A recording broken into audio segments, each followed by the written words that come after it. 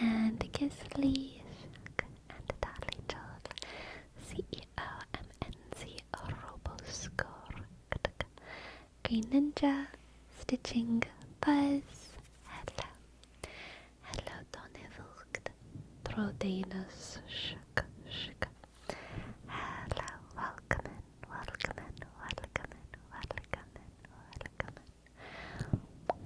Hello, I need a coffee. Shuk, welcome to the chat. Hello, Freddy with an E.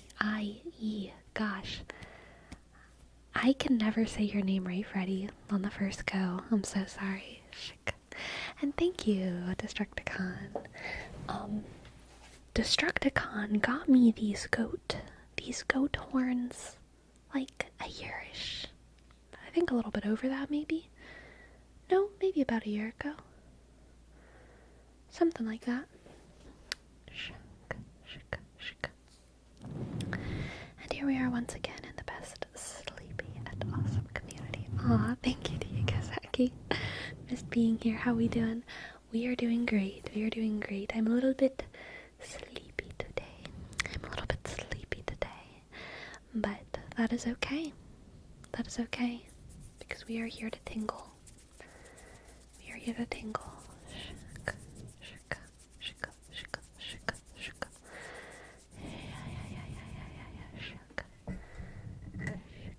Shuk, shuk. Clickety click. Shuk. Shuk.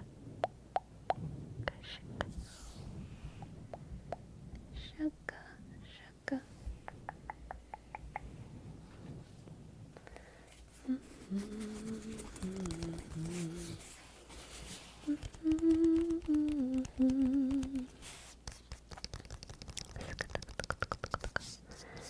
Hello, WWJCDO. WWJCDO. Welcome in. And Diego Saki. Thank you. First sub of the night. Thank you, Diego Saki. Thank you, Diego Saki. Click, click. D-I dot E-sh-k-G-O.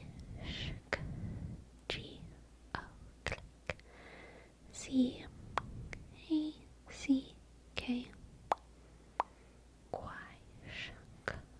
Click. Thank you so much for your sub. How much have you read today? None yet, but I'm excited to read some probably after my stream, and definitely tomorrow I will have time to read.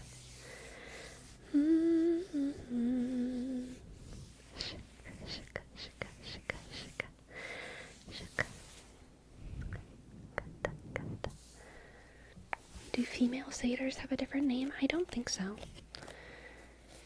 Satyrs and fawns, I think, are gender neutral terms. Hello, Jamira. Hello.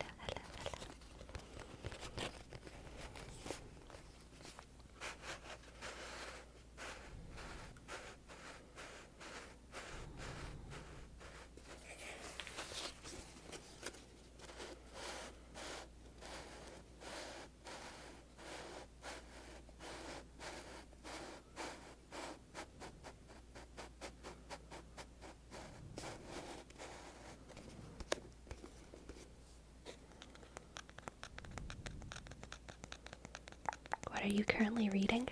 I'm currently reading Kingdom of Ash by Sarah J. Maas. Kingdom of Ash. It is the final book in the Throne of Glass series. I'm looking forward to seeing all the plot points come together.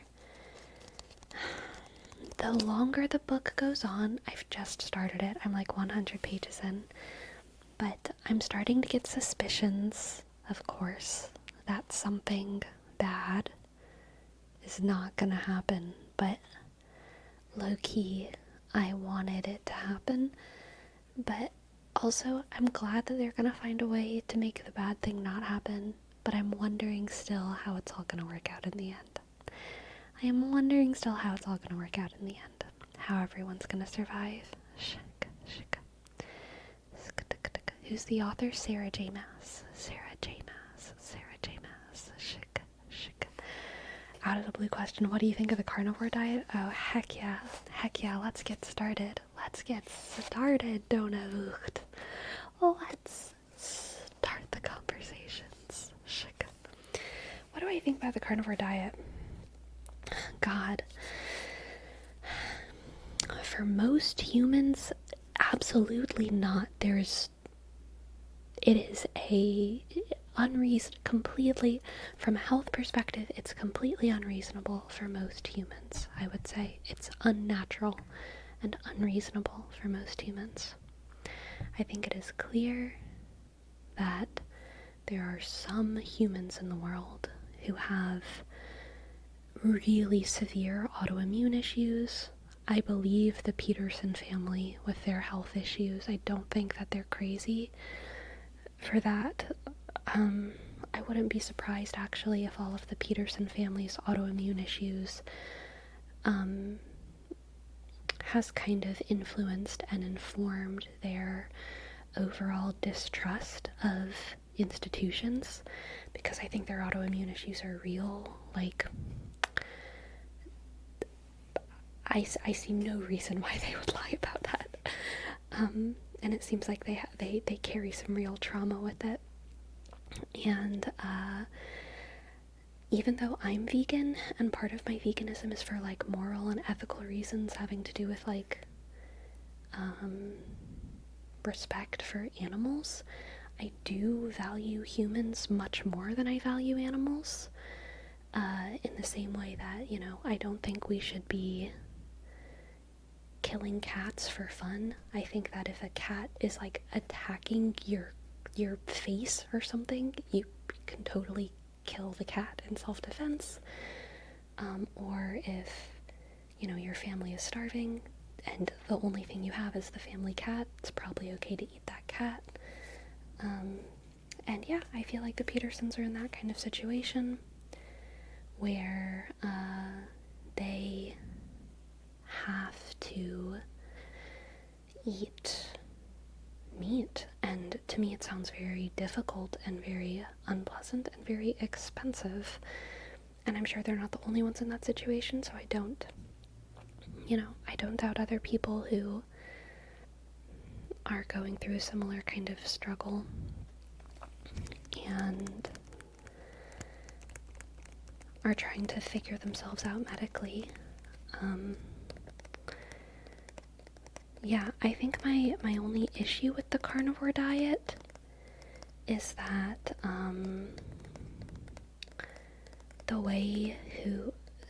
the people who find it necessary to be on a carnivore diet, I think that the way they speak about it is a little bit too general. I think people who have these kinds of severe gut issues or autoimmune issues, they get so excited whenever they find a cure or something that works. I think they're a little bit too fast to suggest it to other people. And I think that's probably the biggest danger of it. I also think that the kind of social associations made with meat versus vegetables are like really dumb and need to be deconstructed. The idea that it's manly to eat meat and feminine to eat plants is like an idea that needs to stop being something that has a lot of cultural weight. I don't like that. But yeah, I think that's my thoughts. Is that what they call paleo?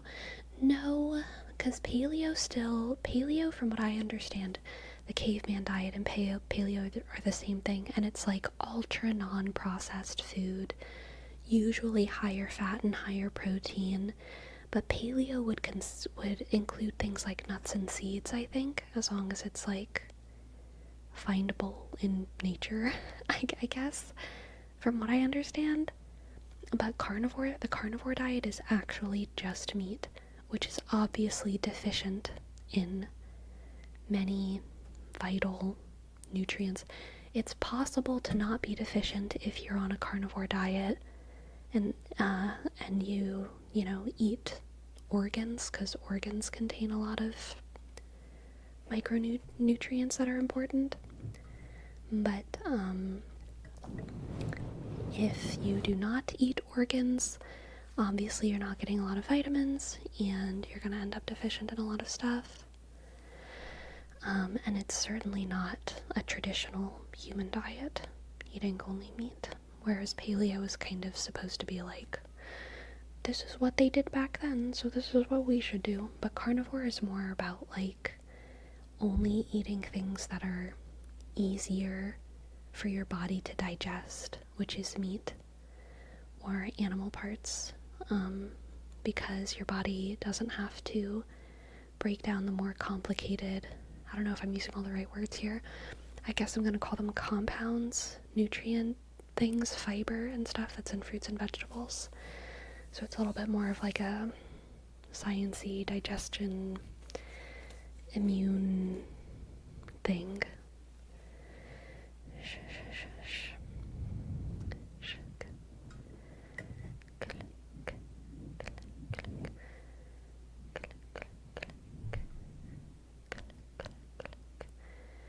Carnivore diet's basically an elimination diet. Yeah, exactly.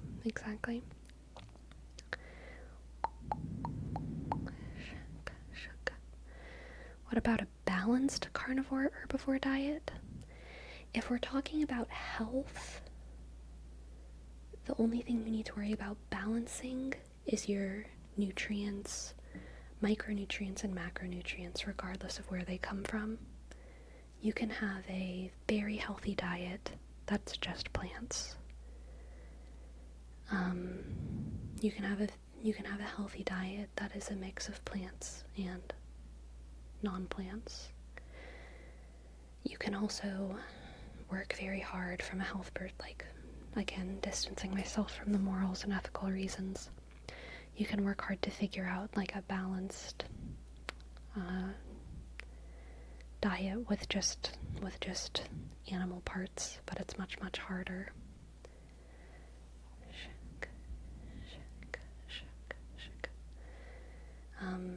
Balanced is a very weird word to apply to diet because it doesn't mean much. I think it only means you're either talking about socially normal or you're talking about balancing nutrients. If you're talking about getting the nutrients you need, you can figure that out on almost any diet that you choose. Just calculate the nutrients, get what you need. So like, I don't know, like that's what a balanced diet is. If you're talking about the social idea of like what's a normal, then like sometimes normal things are bad. Sometimes normal things are good, and a lot of times normalcy really doesn't mean anything. So balanced is like a word that I don't like applying to diet, I guess. Is their diet balanced or not? I don't know. Are they healthy? Are they enjoying it?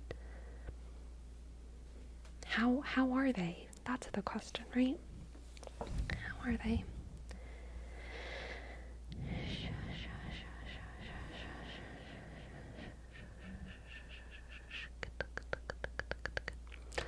I've had so much more progress with lifting after going plant-based a couple years.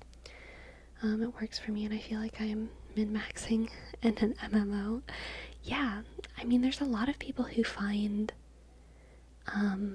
stuff a lot easier on a plant-based diet. I've been vegan for so long, like I don't even consider eating meat anymore. It's like it's so foreign to me. And I don't do it for health reasons. I consider myself a relatively healthy person, but like I have bad days, I have good days, and I don't attribute it to my diet. Usually. Sometimes I'm like, oh, I definitely ate something shitty. But usually whenever I'm feeling kind of bad, feeling kind of crummy, I'm like, what time of the month is it? How have I been sleeping? Who am I pissed off at, if anyone? Like, there's so many things that I consider before my diet. Yeah. Which for me, I think makes sense. I think a lot of times we point to diet to be the cause of issues when we're having conversations about diet, which makes sense, but it's also oftentimes just reductive. Diet is very, very important, but there's lots of very, very, very important things if you're talking about overall vitality. If you're talking about how good someone's digestion is, yes, it's almost definitely like, okay, let's talk about diet and stress and sleep, right? But if you just mean like overall vitality, there's so many things that you have to look at.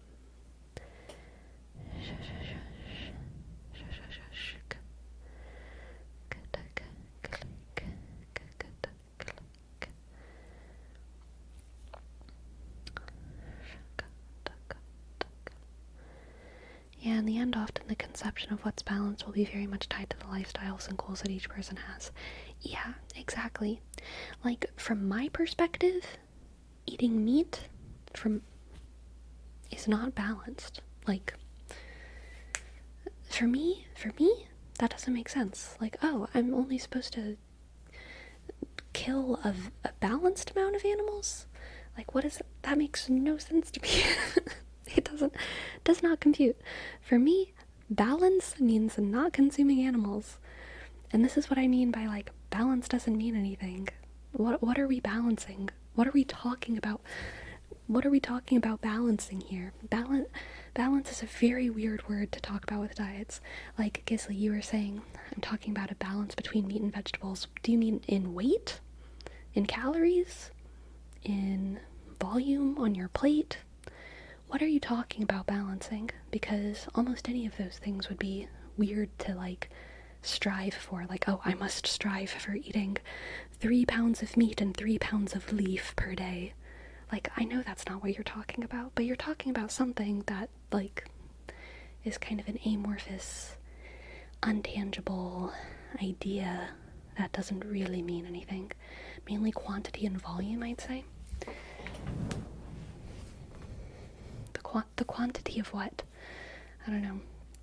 Like, what do you mean by the amount? What do you mean by the amount? Again, so I guess you're kind of honing in on volume. Why?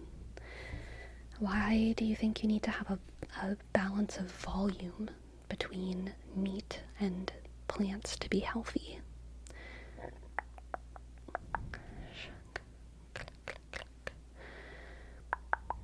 I know a little about veganism, but are a lot of vegan foods highly processed to the point that they're unhealthy? So a lot of vegan foods, no. Foods labeled vegan, yes. Your meat substitutes, your frozen meals, yeah, of course they're processed in the same way that frozen meals at anywhere in the store are processed. Frozen pizzas are going to be processed whether they're vegan or not. Cheeses are processed, and vegan foods are, I would say, vegan cheeses are more processed than dairy cheeses.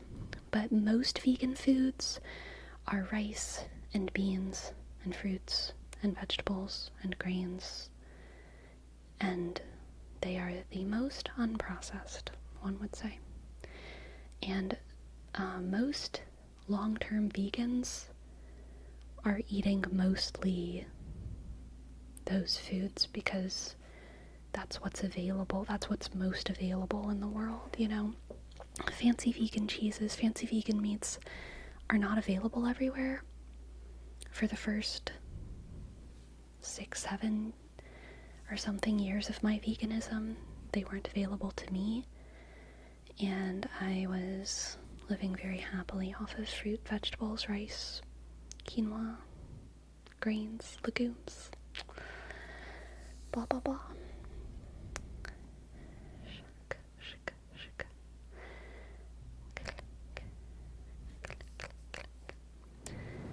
Maybe instead of balanced, we should use the word varied. I don't think that makes sense either. Why should we have varied diets, you know? Like, there's a reason we don't eat rocks, right? There's a reason most people don't eat frogs. There's a reason we don't eat grass, most grasses. There's a reason we don't eat drywall and chemicals. There's a reason, or when I say chemical, that doesn't make sense, you know, like arsenic. There's a reason we don't want varied diets. we actually, as humans, we limit our diets quite a bit. All of us do.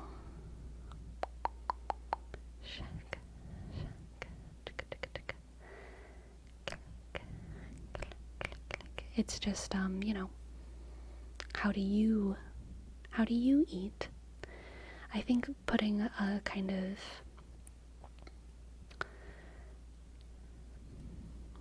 goal or something, a pressure on people to aim for like having a balanced diet or a varied diet or a diet with moderation. All of these words just kind of mean nothing, and what they actually mean is just eat like a normal person. That's what actually comes across whenever people say eat a balanced diet. They're saying eat normal to make yourself healthy. Eat normal. Don't be weird about whatever you're eating. And I agree, Sinjarai.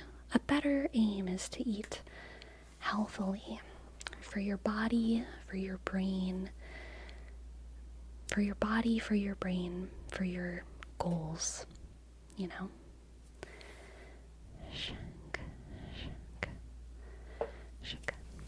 Appa, thank you for your prime. Thank you, Appa, Appa, Appa. Thank you, Appa, Appa. Appa, A, click, up, shk.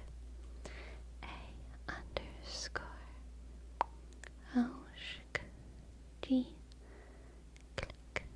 Thank you, Appa, OG, for your prime. And welcome to the chat, Mew Mao. Balance to me was taught as in temperance, or having a little of every type of food and not overdoing it with any specific category, but everyone has a different relationship to that term. Yeah, like, I understand that. I mean, I think the definition that you gave is like what's kind of taught to me as well, but even that definition, like, relies on social convention, not overdoing it with any specific category. Like, that's a social thing. It's either a social thing or a health thing, and what it means is, don't eat so much grapes that your stomach hurts, or don't only eat the chips and salsa at the party whenever there's an entree, because that's weird. But it's like,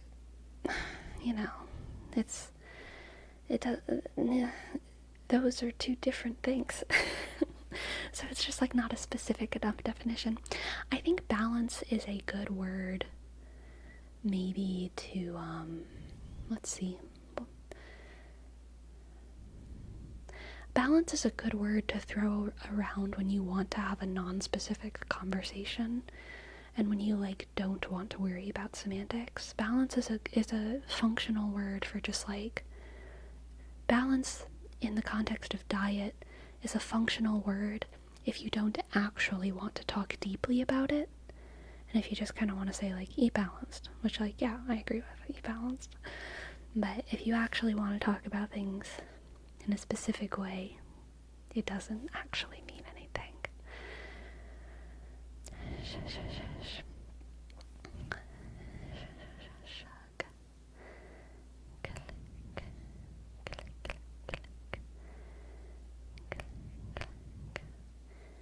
You would say there's a difference between eat healthy to eat balanced, right? Yeah. Healthy means something specific.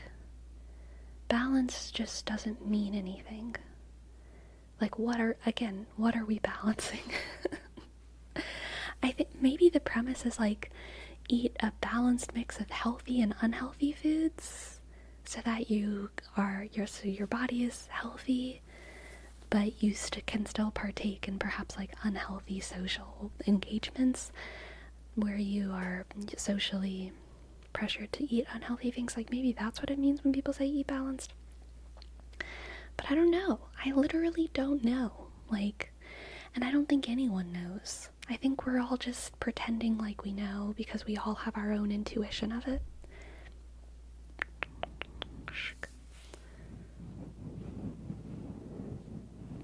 I think as long as you're hitting all the nutrients your body needs, it's fine. I also disagree with that. But I think that you're onto something. Like, I think if your goal is to be healthy, then you should aim to hit your nutrient needs. True. Based. But I think most of humans for most of history have not met all of their nutrient needs. And moralizing health is also weird when it gets down to the specifics. Like, there have been, many great people in history who've probably been, like, deficient in vitamin B12, or vitamin D, or vitamin C, or omega-3s. And some of them probably even took on students in their monk school and fed them rice and beans and only that for all of their monk school teachings, and taught this kind of deficient diet to their students, not as a lifestyle, but as a part of training, right? I'm constructing a story right now. I'm not talking about a specific situation, but I know that things like this have happened in the past. Or, now we're on the fishing trip. All of the kids only eat fish for a couple months because we're going on this quest to hunt this whale, like whatever. We have situationally, culturally had deficient diets, and like that's okay. This is also why appeals to history, especially when it comes to health, is kind of silly, because we're healthier than we've ever been. Largely speaking, like, we have, when it comes to access to information about how to be healthy, we have so much freedom. I can totally construct my own diet. The fact that I even have the freedom to perfectly construct my own diet is, like, insane. So, yeah, as long as you're hitting nutrient needs, your diet is okay, is, like, not representative of, like, the situation of humanity to me. If you're aiming to be perfectly healthy, you should aim to meet your nutrient needs. But just because we have the information in today's society for health to be a priority, and just because we have the information in today's society to meet our specific nutrient needs to a T, I don't think we have a moral obligation to hit those marks perfectly. I think we have a moral obligation to take care of ourselves well enough that we can, like, actually, what do I think? To do whatever our other goals are. But, like, I don't think we all have a moral obligation to be pillars of health. And yeah.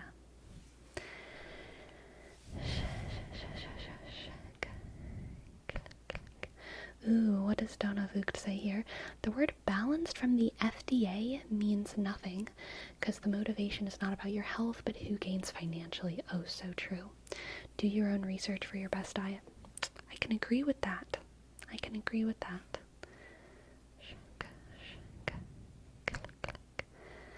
Oh my god, Ogden, I love this. Sleepy, if you can't stack all of a singular meal on top of itself without anything falling over, it's not a balanced meal. So true.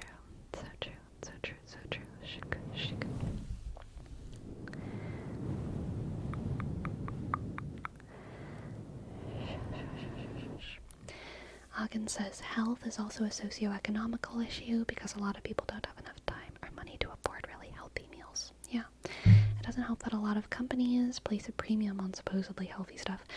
Right. This is also a control tactic, though. Okay.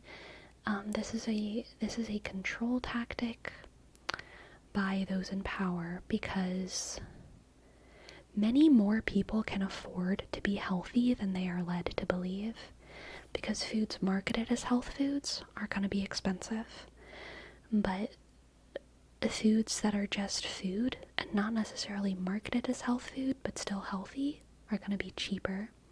And people who don't have the access to the information, and people who are in poverty desperately trying to be healthy, are going to go to the store and see healthy foods that are very expensive, and then they're going to see what they know is unhealthy foods being very, very cheaper. And then they're not going to see like the pasta and rice aisle because they haven't been trained to see it. No one told them, okay? They don't see the canned vegetables because no one told them. They just see the Oreos and the nutrition aisle, and they're like, this is the health tax. This is why it's hard to be healthy. And they're right. All of this is manipulation. Not because of like, I don't believe it's because there's malicious people, but I believe it's because there's greedy people who want to get as much money as they can by making stuff more expensive and marketing it as healthy. And it makes it very difficult for people who are in poverty to eat healthy, because it's not easy to know what's healthy if no one tells you, you know. And then there are actually definitely some people who are like so impoverished that truly all they can afford is what's at, you know, the free food giveaways and stuff, which are not often healthy foods. Frozen vegetables are the moment. It's true.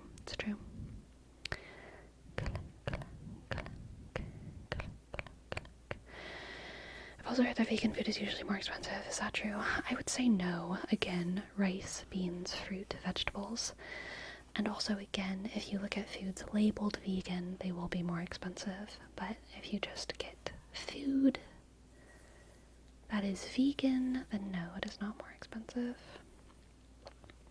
Certainly not more expensive than meat. I mean, meat is crazy expensive. So is cheese. Meat and cheese, crazy expensive. And no vegans need vegan meats and vegan cheeses to be alive, but some of them need it for enjoyment, which is valid. Treat yourself to that Impossible Burger or whatever if you want to.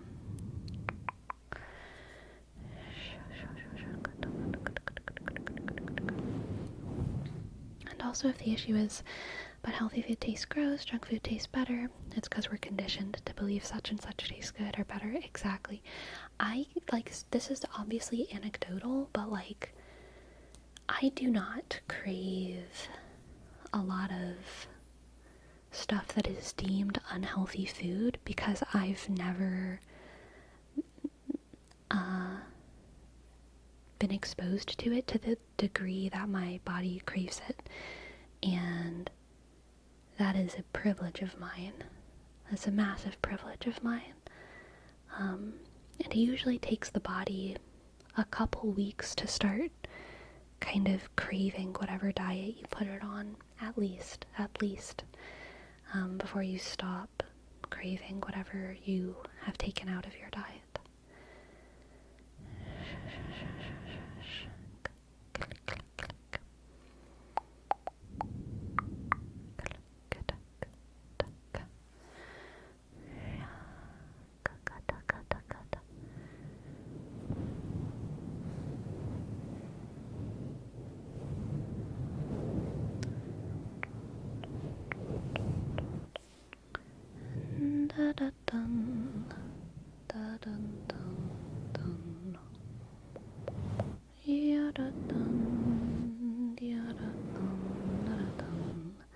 How's Gracie? She's doing great.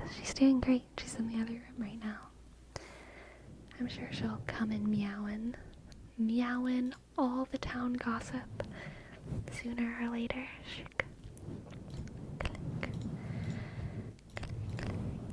What's your favorite savory dish? For me, it's gotta be Japanese curry. I'm a curry girl. Absolutely. I love curry.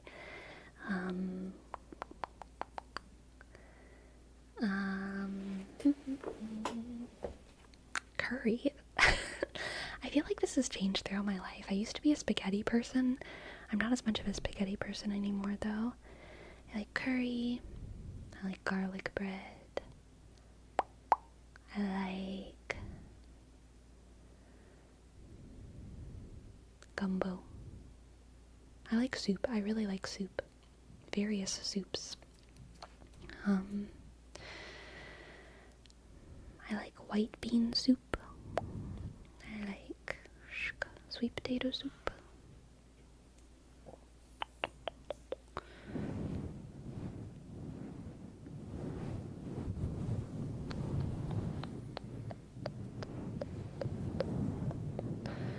And one of the issues I find is that to eat healthy, you pretty much have to cook it yourself. Since I don't have much time during the day to prepare food, I end up ordering or eating outside. Yeah, that's a real issue. Just telling people like, oh, you want to eat healthy and save money? Just cook is like not super aware. Not super aware. There are many people who truly don't have time. Malakaya, thank you. Thank you for your sub. Thank you so. Oh, I'm sorry. Thank you so much for your sub. Malakaya, Malakaya. Oh, hey, I don't. Hey, two. Thank you.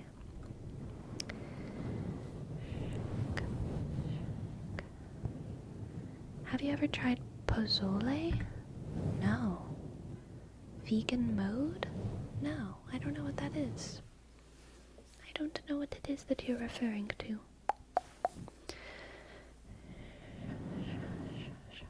What do you do in those days you don't have time to prepare lunch for yourself? I never have those days. Which is also a privilege of mine. Yeah, this just happened to me, so now I try to prepare my meals on the weekends for the rest of the days. Yeah. Pozole is a Mexican food?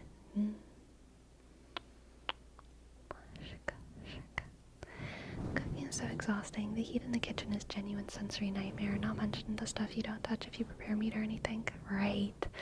Ugh, so glad I don't have to deal with that. It's like you're there for hours and you've barely made anything. Yep.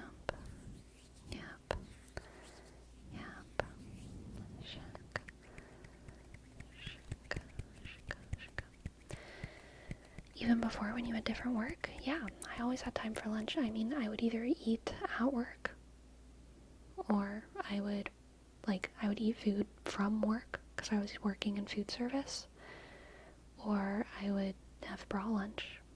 I have never been in a situation where I've like skipped lunch because of like a whoopsie, guess I don't have time.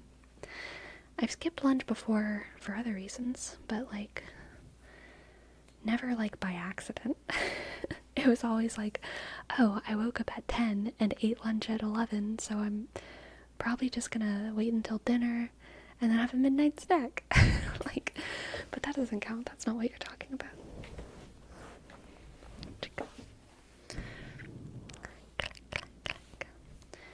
Thoughts on fasting? I prefer slowing. Nice and slowing.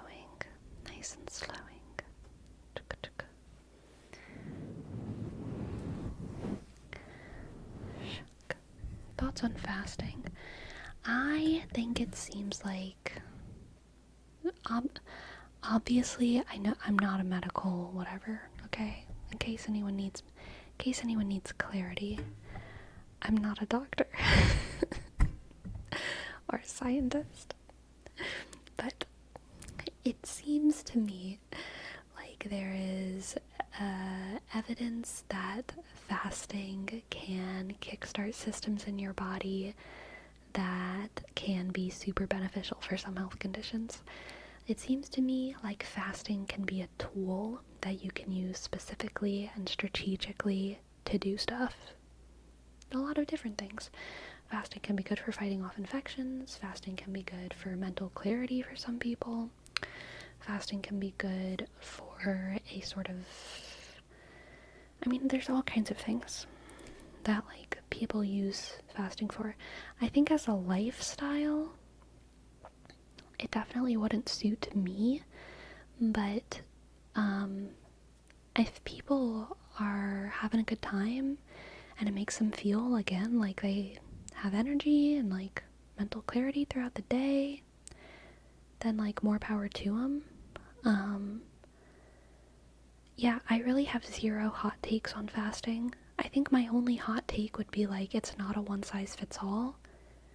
And that I view it as a tool that everyone can utilize, but some people like to make their lifestyle, and that's fine. Yeah.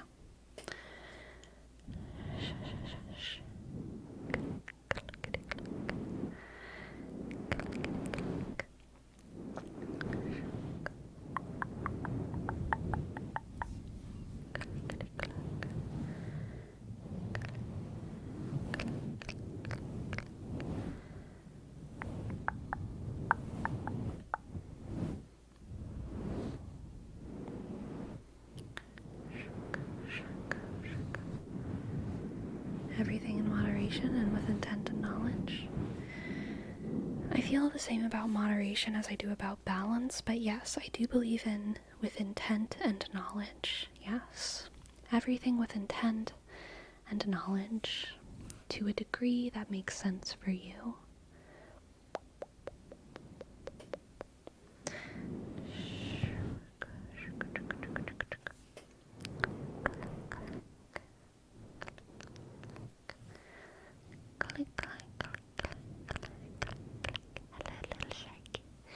Hello, little sharky, little sharky, little sharky, little sharky, little sharky, little sharky.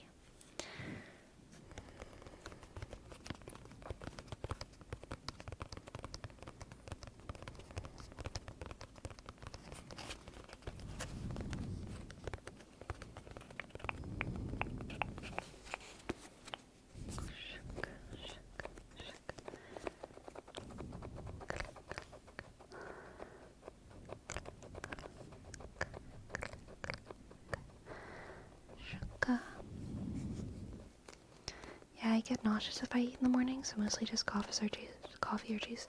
Yeah.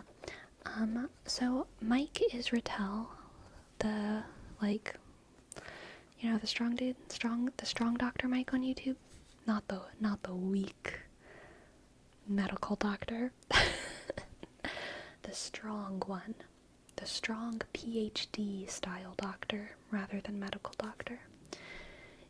I remember watching an interview, I don't even remember who it was with, where someone asked his opinion on fasting, and he said something that I didn't know, which is so rare because I know everything. But he said that genetically, it seems like some people's bodies run better on glucose and some people's bodies run better on ketones, and that is a it's like a kind of like a psychological interpretation of your own energy. It's like how it feels for you to run off of that energy is different. Probably he was implying genetically. And this is why some people feel good skipping breakfast, because their body's running on ketones, and so they have that clarity and they have that energy. And some people's bodies just feel a lot better on glucose, which is why they wake up in the morning and they're like, oh my god, I need to eat something in order to like function in the day. Like diesel versus gas, right? Exactly. I am a glucose girly, which is why fasting doesn't work for me. I have fasted before, not really intentionally, but just like I skip dinner much more often than I skip breakfast, because I wake up and I want to have energy during my day, and so I eat usually pretty early in the morning. I like to eat at least a little bit of something before I do anything, even if I'm going on a run. I know there's some people who are like, I cannot eat before I run. I'm like, I can't run if I don't have like a banana. Like, I can't, it'll be a nightmare. So I have to eat something pretty much right away if I want to do anything where I want to have energy. But it's pretty common for me to like kind of stop eating by like 4 or 5 p.m. and be pretty chill with that. And then sometimes I'm hungry, so I eat at night, but like, I would say normally I stop eating like many hours before I go to sleep. And I'm not counting the hours, but I'm pretty sure it's fairly, I probably do more than one 16-hour fast per week. If I had to guess, I'd probably say that maybe 3 to 4 days of a week I'm doing like a 16-hour fast just from the day before into the next morning. And then other days I'm not. Other days I'm having a snack or something. But I can't skip breakfast. I can skip dinner, but I cannot skip breakfast.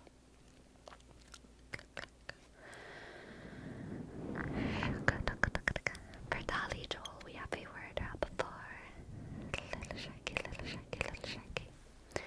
Little sharky, little sharky, little sharky, little sharky, little sharky. Little sharky. Little sharky, little sharky, little sharky, little sharky. Little sharky, little sharky. Little sharky, little sharky, little sharky. Little sharky. Can you skip rope? Dude, I love jumping rope, but I don't have my own. But I want to. Oh my gosh, I wanna jump rope. That sounds so fun. That sounds so fun. Yes.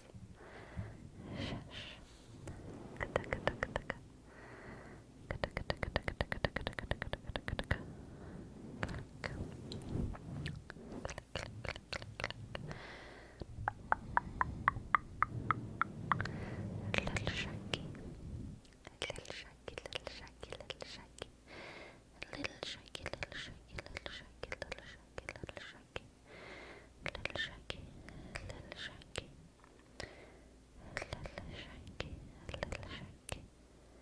Little sharky, little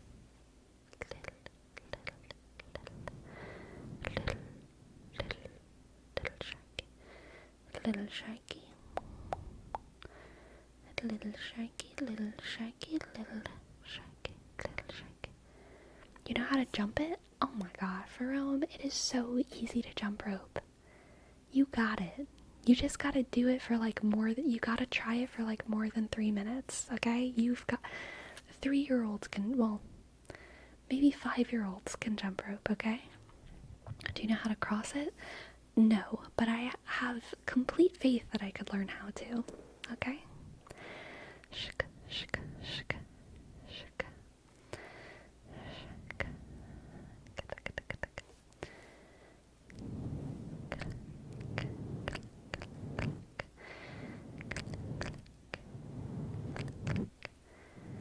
Can you hula hoop? Yes, I do like hula hooping as well. Hula hooping is fun.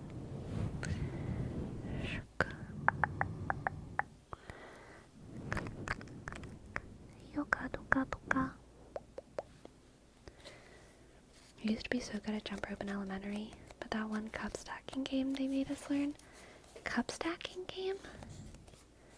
I don't know the cup stacking game. I used to jump rope with my mama.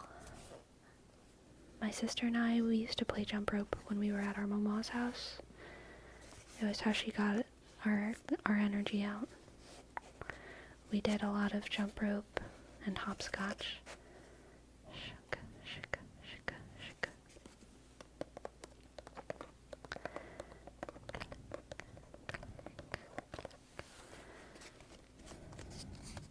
I was obsessed with cup stacking as a kid. LOL, I got good and then just dropped it. I don't know what this cup stacking is. The only thing I can think of is the... Oh gosh, I wish I had a surface right now. I can do it on the mic. I can do it on the microphone. Let's see. might sound weird. No, I don't like that sound. That's no good. That's no good. We'll try the quirk. You know it, Tollable.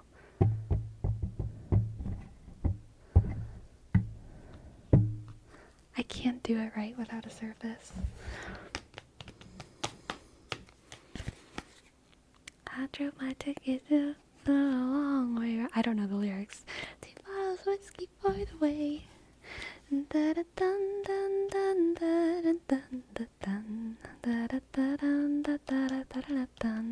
So I knew that cup game before Pitch Perfect came out, because we used to do that in marching band, but we didn't do it with that song. I don't know that song. We did it with a lot of different songs. The fun of the game was that you did it in a circle, and the da da da da da da da da da da da da da, that last done, you pass the cup to the person next to you in the circle. Da da da da da da da da da da da. You pass the. So you're all in a circle, and you're passing cups from one person to another, and you have this beat going, and you're supposed to switch songs like randomly and see how many songs it works for, because it works for a lot of songs, that rhythm, because it's just a beat, you can sing anything to it. So you're supposed to be in a circle and pass the cup, or pass many cups like around the circle. And Pyrosocial, welcome in. Thank you. Thank you, thank you, thank you, thank you. Thank you for gifting us up. Pyrosocial. Thank you. P click Y R shook O S O C I dot A L click 1 shook. Thank you, Pyrosocial.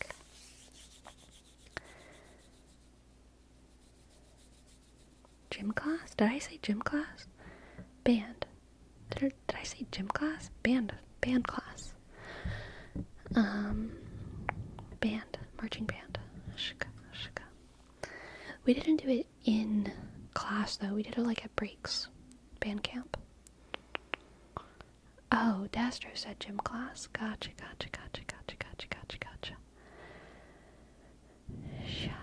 Sha. Did you like Pitch Perfect too? I only ever saw it once, like when it came out, so I don't remember that well. I thought it was fine, but like not that great. Just like whatever.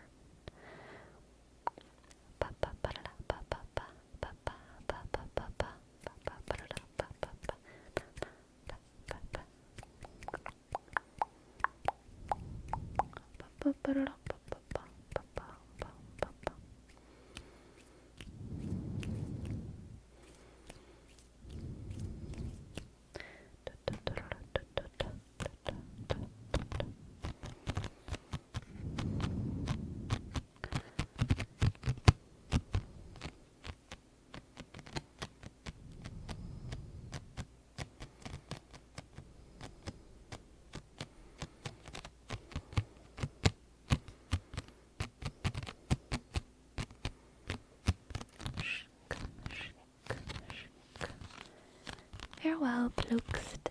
Have a good night. What's up with the fruity boyfriends thing? I don't know what you're talking about. What is that?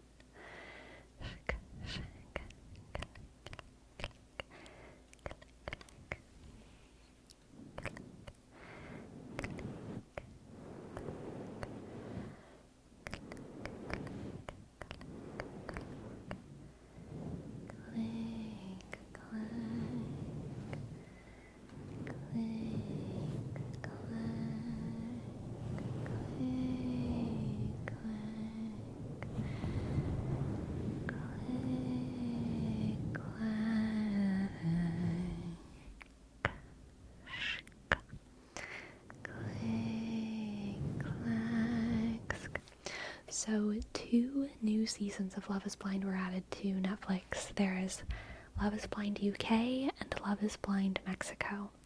I've not watched either, but I did start Love is Blind UK, and I was like not super into it. I don't know, I just didn't really like anyone or care about anyone. So I'm thinking about starting Love is Blind Mexico and getting a little bit of practice with my Española.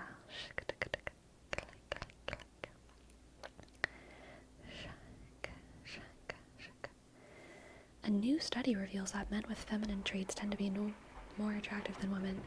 We did not need science to figure this out. This is a joke. We always knew this, right? Come on. K-pop? Timothy Chalamet? So many people? So many humans? Come on. We always knew that. Zeus, like, so many gods are, like, depicted as, like, being a little, like, kind of feminine. If anyone is surprised by this, then they are an alien or ignorant willfully, okay? It's very, so I just made a noise. Yes. Men who are hyper strong men, masculine, big, strong, big, tough, deep voice, little talk, small brain, very, very big dude, no say many words. Even men don't like it when it's to that extent, right? Okay. But to a more moderate extent, when it's just like big, strong man, hairy beast vibes, that's nice, that's fine, but it's more male gazy, okay? The way men look at The Witcher, Geralt of Rivia, the way men look at Snake is male gaze, okay? It is male gaze. They're attractive, they're fine, but it's the male gaze, okay? Men who are a little bit more in touch with their feminine are oftentimes absolutely seen as more,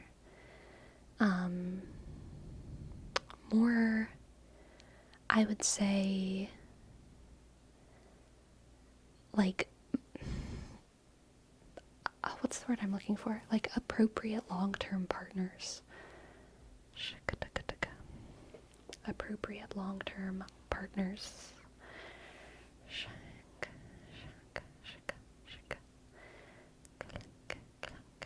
Because they're more relatable? I don't think that's it.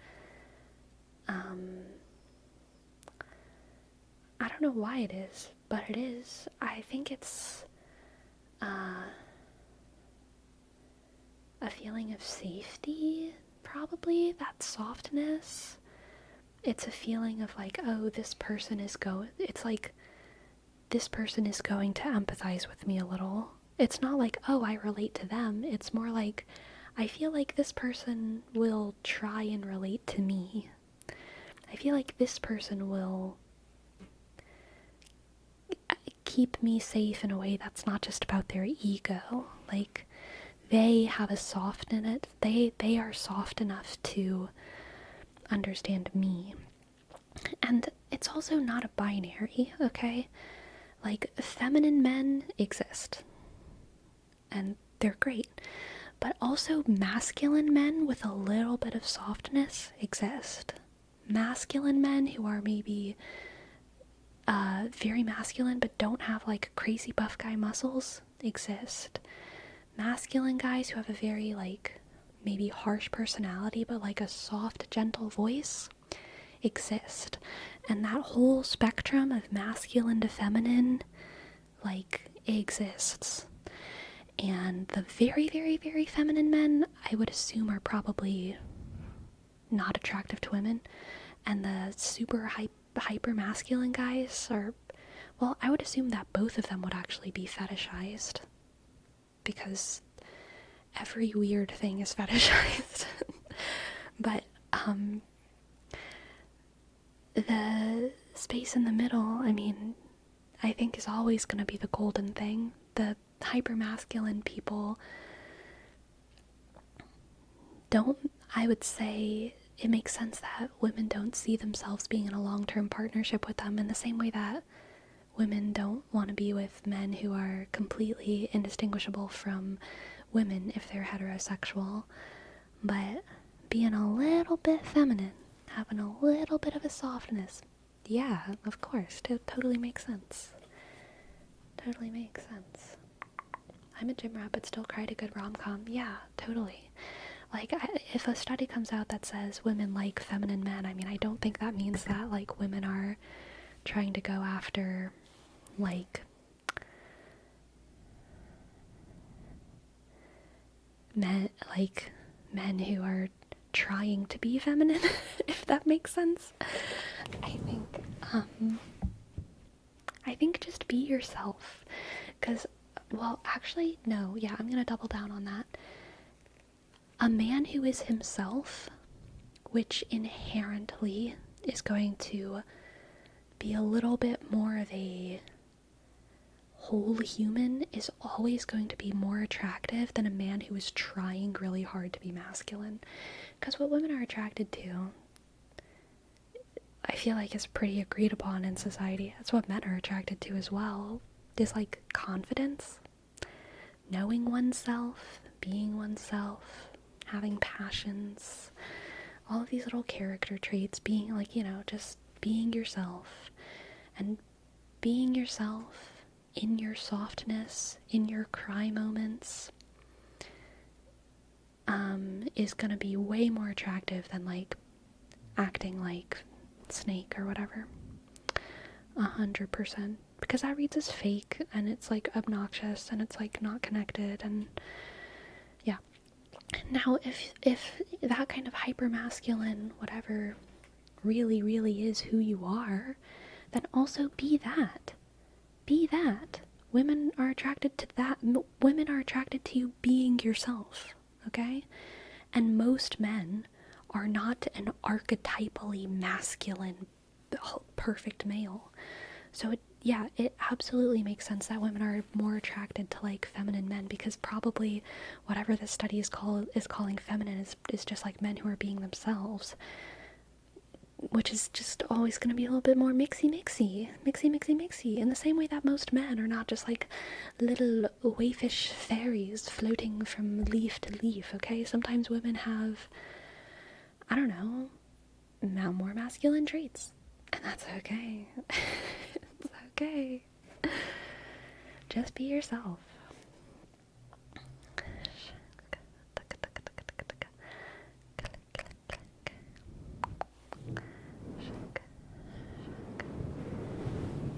Obviously, don't change who you are, but also be open to trying new things and finding more dynamics. Yeah, totally, Destructicon. Totally.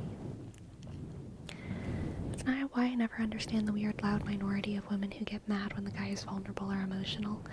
Do you want to be emotionally vulnerable with your partner? I haven't been exposed to that bubble at all. I've heard whispers of that bubble existing, the bubble where women don't want men to like talk about their feelings, but I've never met a woman like that in real life. And I have met many women, I will say. Nor have I even really met one on the internet. I've just heard them talked about. I don't know.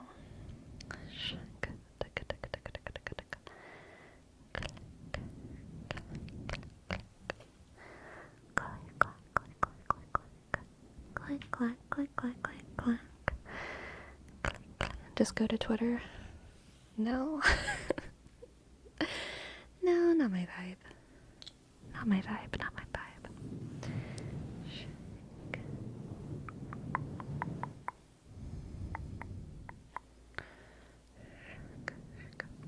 I heard today that men's tears are on average saltier than women's because they're on average a bit more dehydrated. Dude, I am not surprised by that. I feel like women drink more water than men. Just, yeah, that makes so much sense to me. Men don't drink enough water. I don't know what's wrong with them. Men, take care of yourselves. Drink water, okay? Please.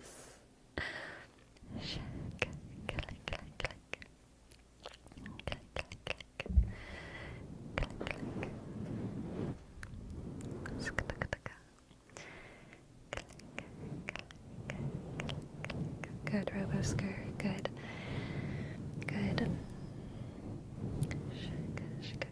Drinking water will make you way more attractive to women, just so you know. One quick trick to boost your attractiveness: drink water. Hydrate. Hydrate.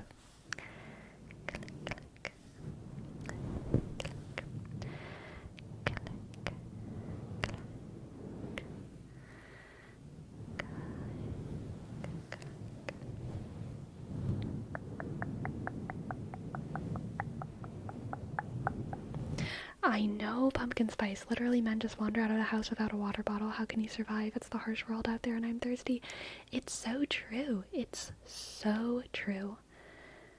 Yeah. Oh, God. I'm gonna say something very vulnerable right now, okay? But this is for the dudes and for the ladies of the entire world.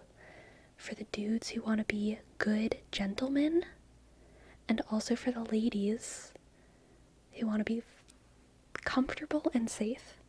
If you want to make a lady feel safe when you're going out with her for a whole day, low key in your brain, you should always have like a bathroom plan, okay? It makes the ladies feel so safe. You don't have to talk about it. You don't need to do that.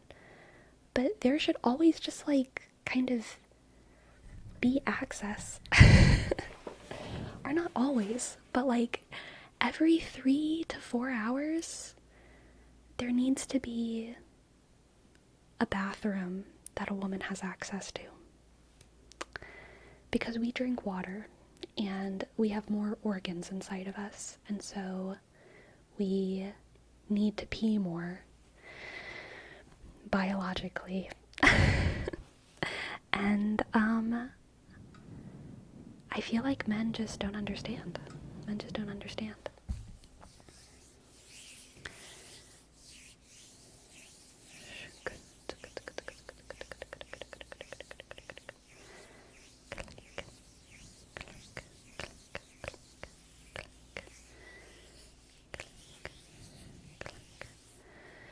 You don't need to have like formal bathroom breaks for home. You really don't need it. Like, women know how to go to the bathroom, okay? It's more just like, you shouldn't be like going to places where there is no bathroom for like 7 hours in a row. Like, if you're going out to eat, if you're going out to a festival, whatever, like, there's probably gonna be a bathroom, right? Mountain climbing, sure, like, have some essentials in the car, like whatever it is, you know, but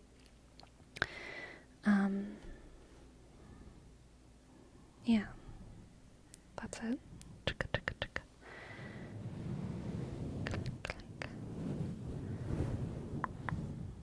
No, a bottle of water does not count. Not at all. Not at all. Not at all.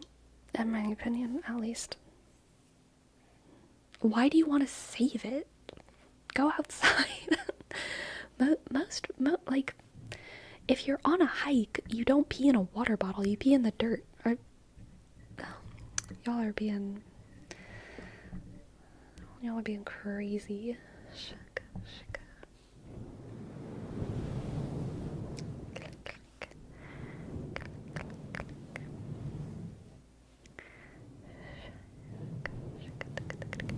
There's no 6-hour car trips to a beach with no bathroom, then back in the car to go to a concert with an extremely limited bathroom options. Yes. Pumpkin spice. Pumpkin spice, you know. You know.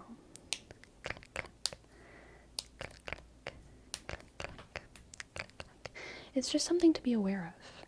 It's just something to be aware of.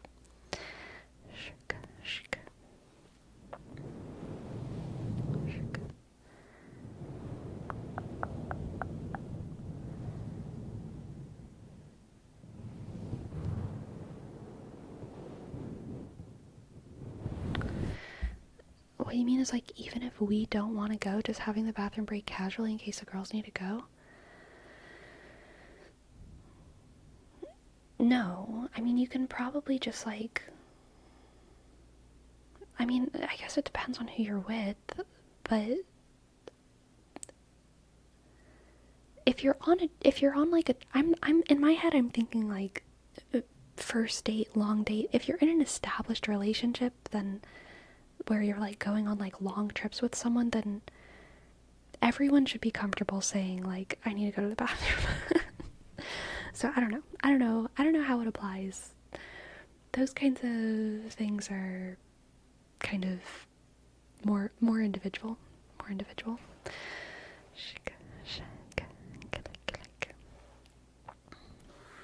Individual, cultural, different families, different cultures act very different around like talking about those kinds of things. So I don't know.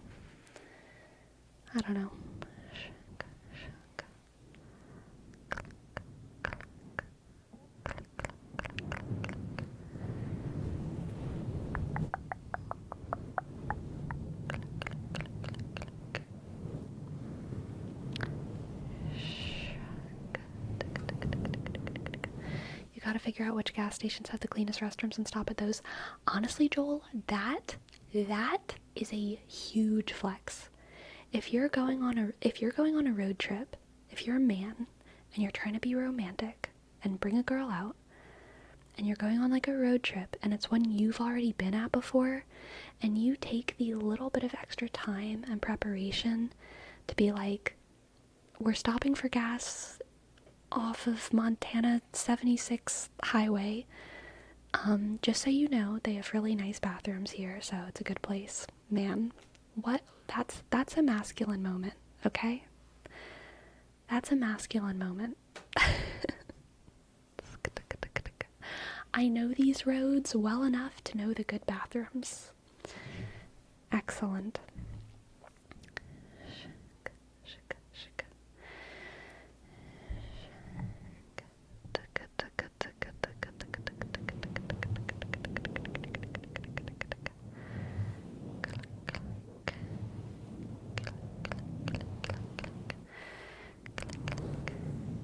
Well, I do agree, you gotta do that trip so many times to know which ones have the clean bathrooms.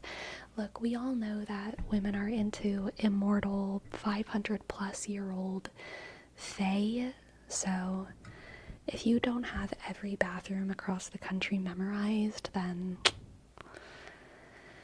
it's a little bit of an ick, okay? You've had time.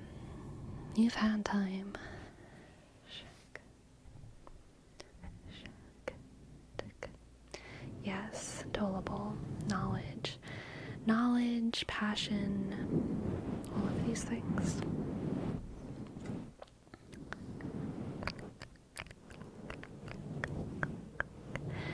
Country roads, take me home to the place I belong.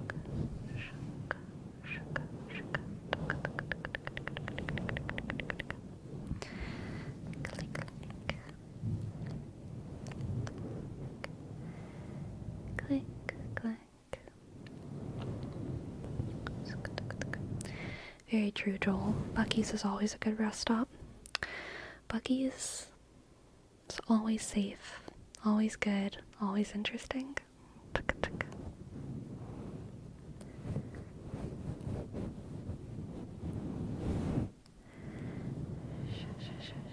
Any more general dating tips? I mean, all women are different, so I guess that's why you say general.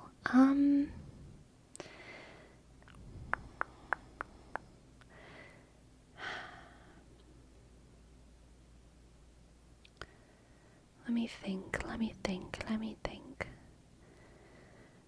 So, I mean, this is similar, actually, but like, if you're a guy and you want to date girls and you want kind of that more like traditional heterosexual whatever dynamic, then I would say that if you're going on dates, especially like first dates, first couple dates with someone, it's really just good to go to someplace you're already comfortable and experienced, you know? Like a restaurant you've already been to a couple times, a hike that you've been to a couple times, stuff that you've been to a couple of times, because experiencing something new with someone for the first time is super, super fun and a very valuable experience, but specifically for a like first through fifth or whatever date, um, it's more of like a gentlemanly vibe, I would say. Whenever a woman feels like she's being welcomed into someone else's world, and she gets to kind of see what their world is like, and see what it feels like to be in their world and in their space, rather than like both of y'all kind of existing somewhere new together. Yeah.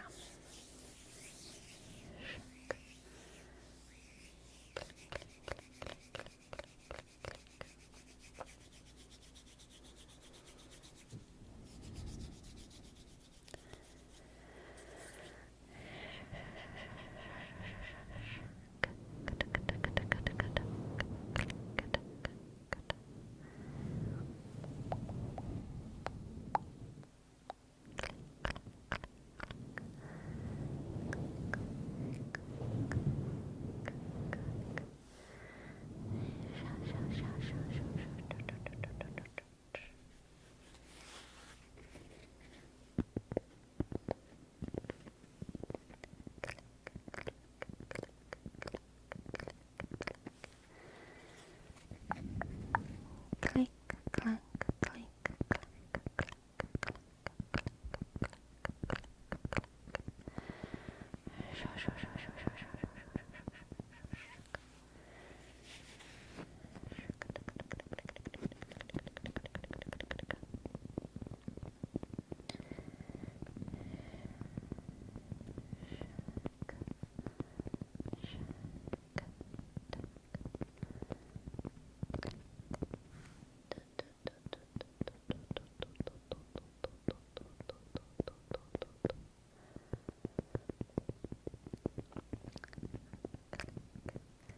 One tip I have: don't invite a lady on the first date to a hike. That's super fair. I didn't agree with you until I read what the rest of what you said. She will not want to go alone into the woods. That's scary. I had someone invite to a hiking first date and I had to turn them down. So valid. A hike in the woods? Absolutely not. I have gone on walks with people as first dates, but always in like parks, like where there's a lot of people around, or like in a really pretty part of town or something where there's like a lot of people around. That's kind of fine, but like, yeah, a hike in the woods, super scary.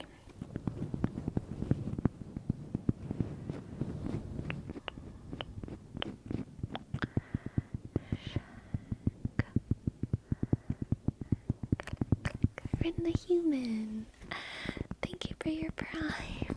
Thank you so much. Thank you, thank you. Thank you, Rin. Thank you. I click, click. I dot. N, T, shk.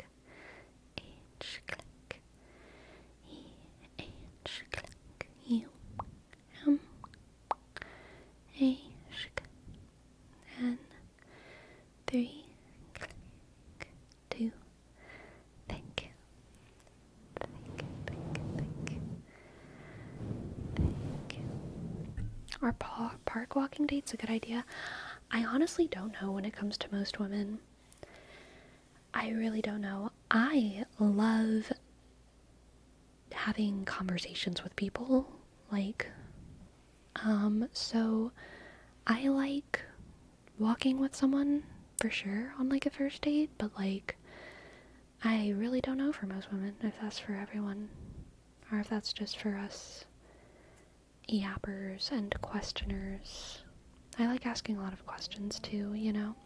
My first date with my current girlfriend was IKEA. That's cute, Corporal Kyle. I like that. That's very cute. Chic.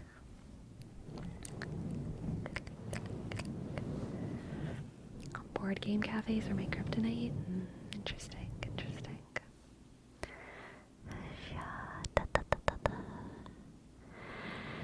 I want to invite the girl I like on a date, but I'm totally terrified. I believe in you, Sintra. I believe in you. I believe in you. I believe in you. I believe in you.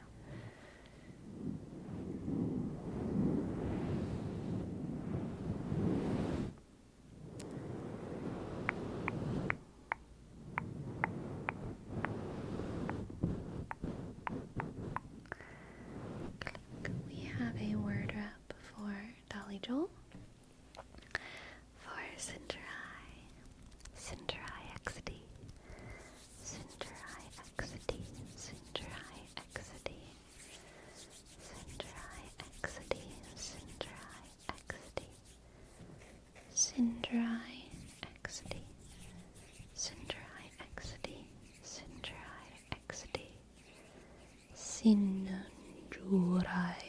XD.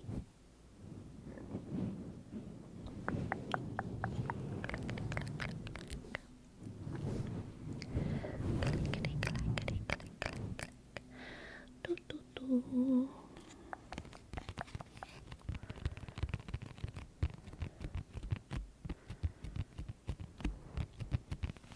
I have a question for y'all. First dating tips for women. How have women disappointed men here on first dates? Huh? Your turn. Your turn. Different question. Have you ever watched Hannibal? No, I have not. Tip 1, don't be mean to waiters. Yeah, so true.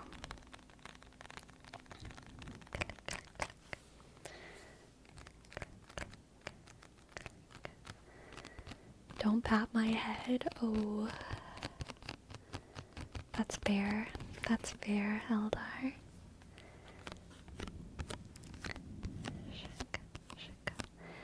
I'd say you gotta know we're gonna be nervous, so just be easy on us. Oh my gosh.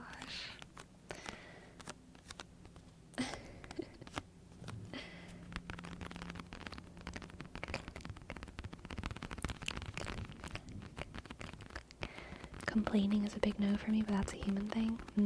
Yeah, I'm not a huge fan of complainers either, but that's not really a date thing. That's more just like a do I like you as a person or not kind of thing.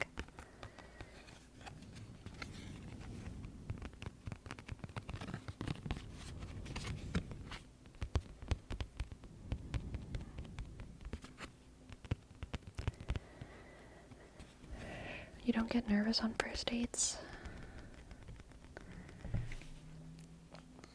If I'm more nervous than I am excited,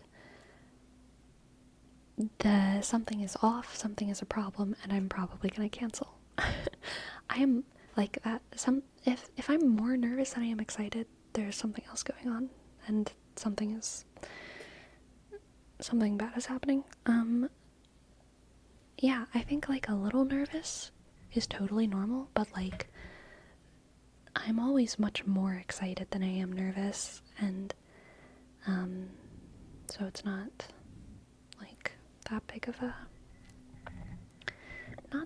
an issue.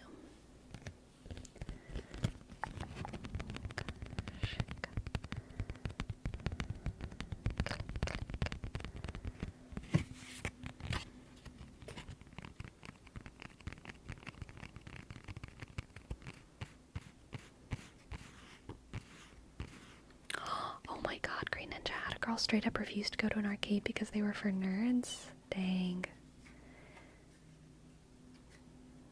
Well, sounds like she wasn't the one.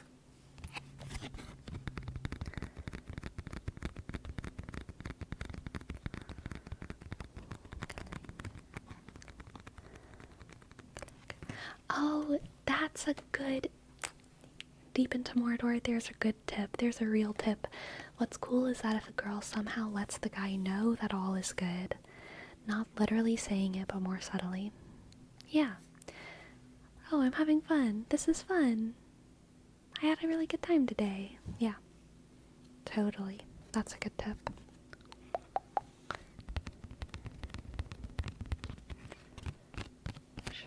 And yeah, helping to decide what to do. Nice, nice. Hello, Fast Oliver. Welcome to the chat. Welcome to the chat. Welcome to the chat. If I may ask, how many dates have you gone on in total? I don't know. Honestly. It's not a crazy high amount or anything. I haven't like relationshiped with many people, but I don't know, because I'm just like not, I just haven't counted on my like first dates. I don't know.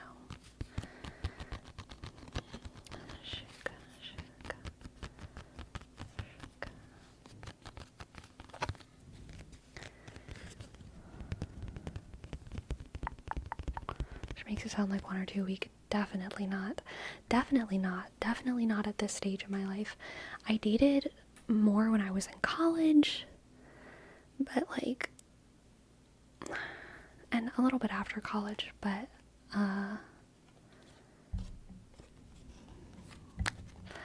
I'm not. I don't feel like doing that right now.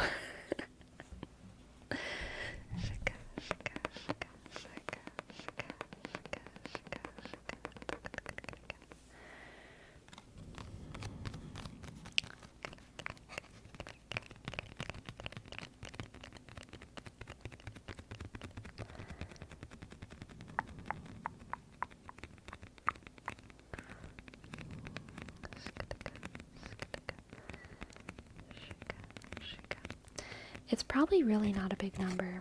It's like, if we're talking first dates, like just getting to know someone in real life, it's probably like under 10. It's not that often. But I just don't know because I haven't counted. I don't really like, whenever, it's fairly like irrelevant, I guess. So I just didn't remember it. Like, why would I like file the memory of someone who I'm never gonna see again, you know what I mean? I have the memory because I'm a human and I unfortunately remember stuff, but I don't like actively try to remember like people who don't like matter to me. So, I don't know.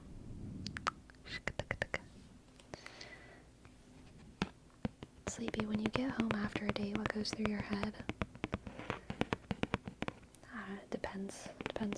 There's no script.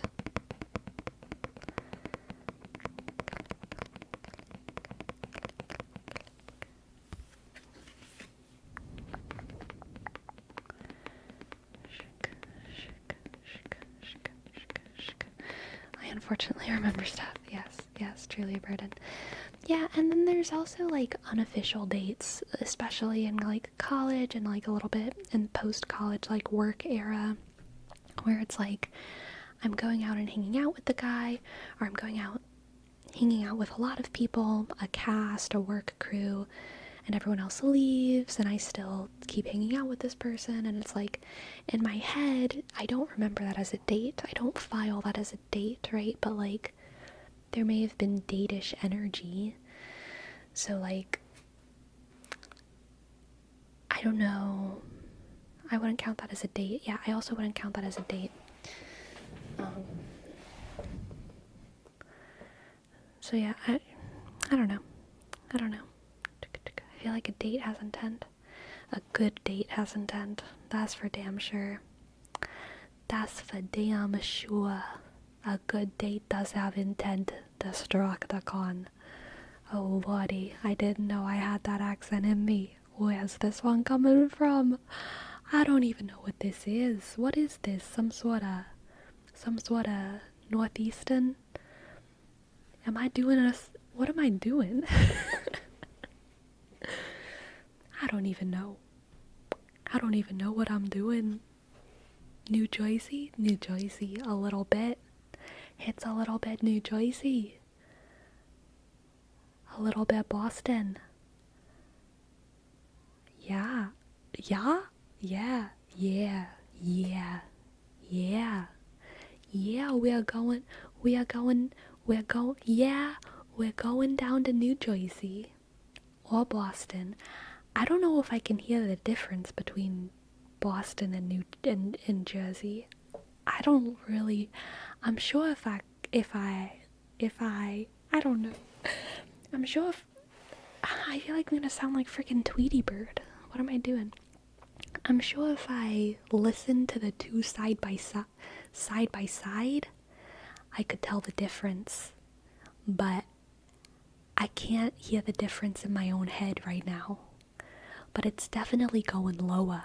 My voice wants to go down low, which I feel like is a sorta, it's something.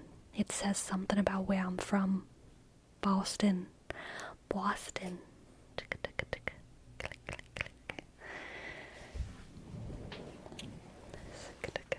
Shuck, shuck, shuck. Sick, sick, sick. My room got hot all of a sudden. It wasn't hot when I started streaming, but now it's all hot.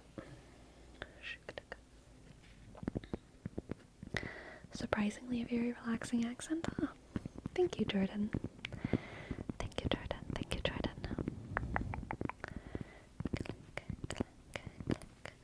For stitching, we have a word wrap. For, let's see, phone taps and name. Stitching. Please stop. Chat is scared and you're starting to sound like Linda from Bob's Burgers, but with a deeper voice. I'm sorry.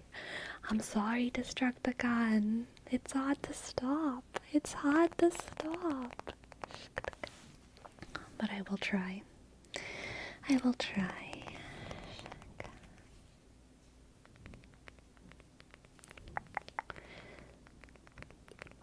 Stitching, stitching.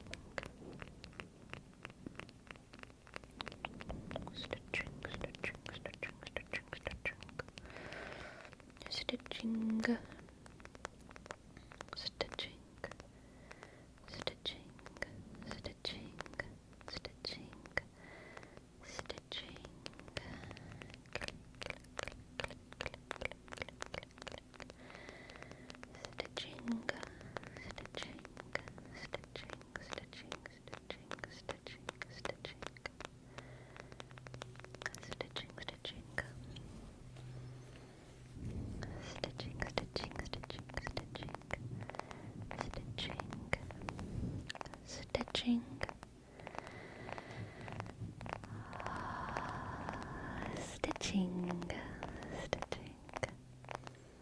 Stitching. Stitching. Stitching. Stitching. Do you like the Alien movies? I have never seen them. Stitching. Stitching. Stitching. Stitching. Stitching. Empire Social says I get to choose the trigger, but in a Scottish accent. Alright, I'll try. I'll try to switch back into a Scottish sort of mindset.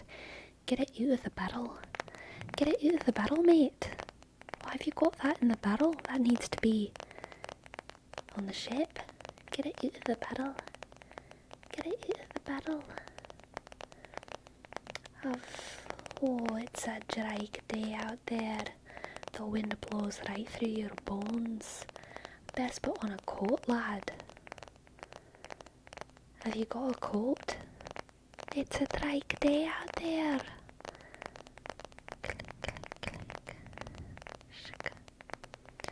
The Scottish accent's stuck in my head because of The Witcher. I've not watched The Witcher in a good bit. I've not got it fresh in my memory from that. I don't even remember who speaks in a Scottish accent in The Witcher. Jordan! Jordan, what you doing, lad? Thank you for your prime. Thank you, thank you, thank you, thank you, thank you.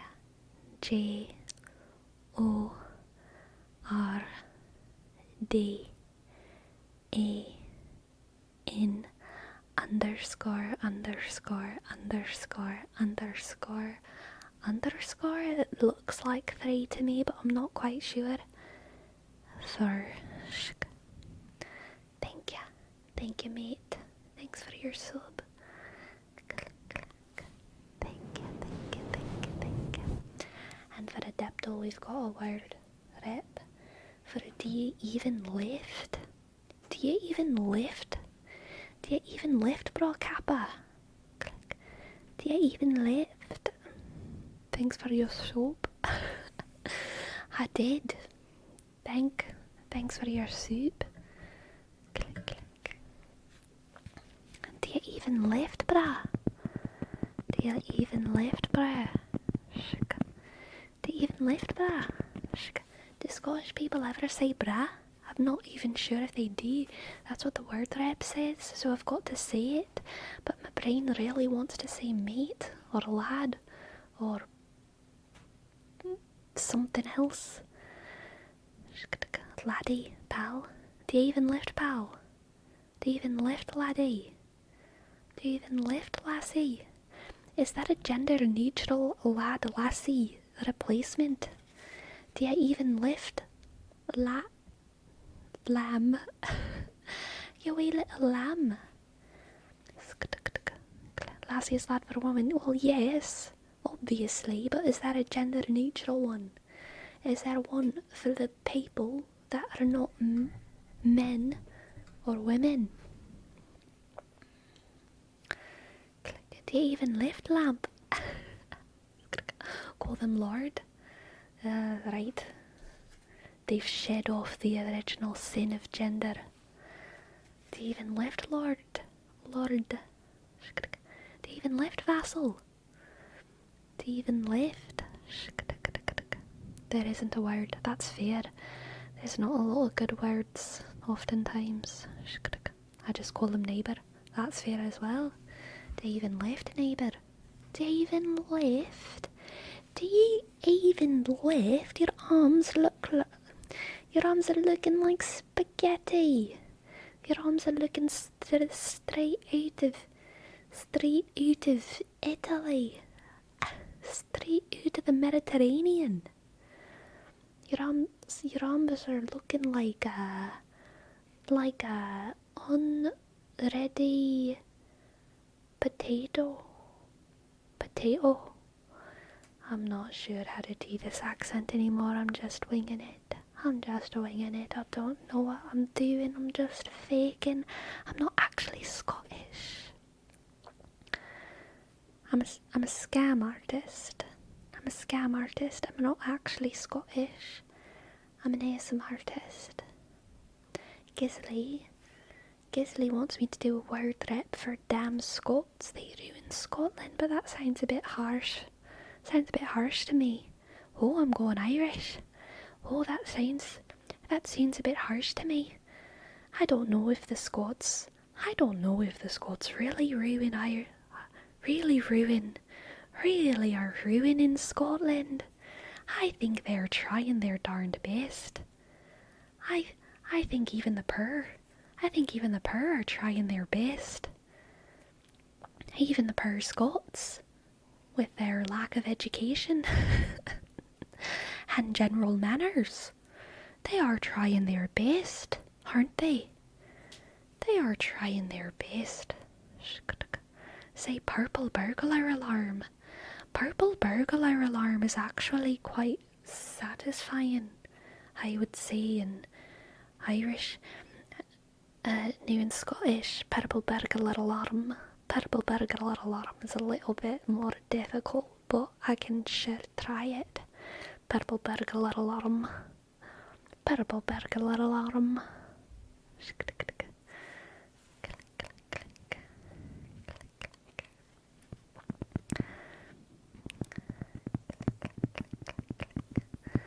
Click, clack. Parallelogram. Oh, that one's easy. Parallelogram.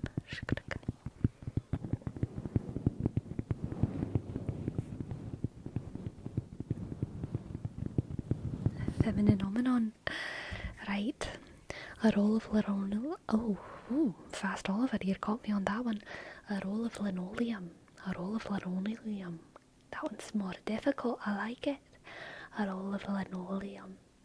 A roll of linoleum. A good old roll of linoleum. And for the Destructicon, we've got a word rep as well for sure it's grand altogether, but we'll have a bit of Craig down at the pub with a bit of Guinness and not a bother on ya. I don't know what that's from. It's from something, but I'm not sure what it is. I'm sure it's a quote because it's got quotes around it, but I don't know what it's coming from, what sort of quote it is. I do hope it's not nothing too stinky. Click. Karate Kid. Oh, gotcha. I've not seen that one in a dog's age. In a good old dog's age, I've not seen it. But it's just a mere ball. What a good time for you to come in, Jamie. Just in time for me to slaughter the voice of your neighbours.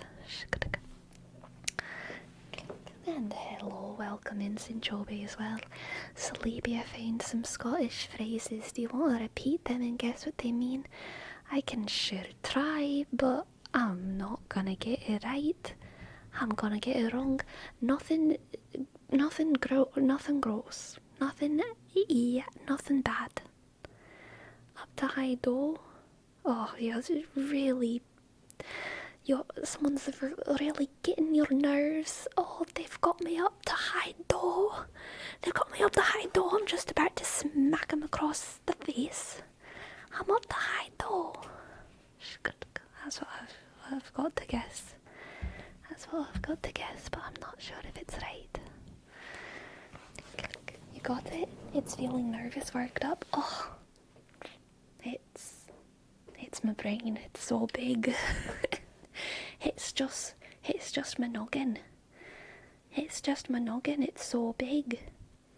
I'm fair puckled. Oh, that's like being I'm in a pickle. I don't know what to do. I'm fair puckled. I'm stumped. I am. I don't know what I'm doing. I need to ask for some help. I'm fair puckled. I'm fair puckled.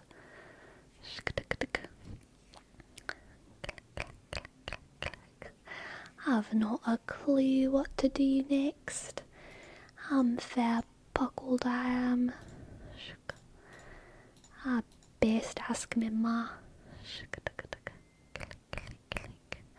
Give you half the score, it's out of breath. Oh, alright, I'll take it. I'll take half the score. Out of breath. Haste you back. We'll come back soon. Come back soon. I feel like that one's pretty self-explanatory. Haste you back. Come back soon. Come back soon, lad.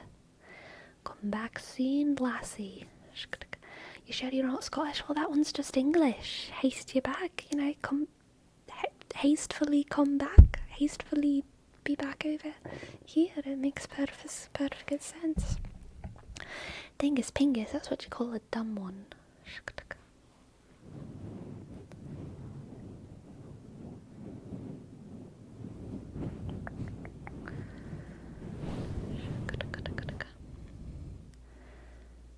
Your arse is out the window, you're in a dangerous situation. You'd better get back in line. 'Cause you're exposed, you're in a rickety sort of situation, you're in a dangerous place, you'd better come back in line, or you're gonna end up fucking yourself right over, you're gonna fuck yourself, so you'd better get your arse back in the window.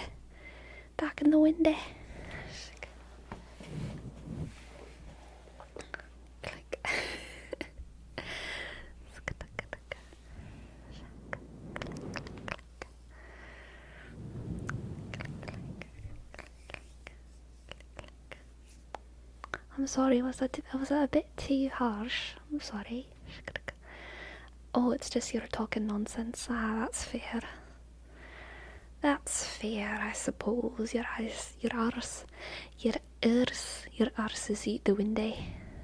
That's fair.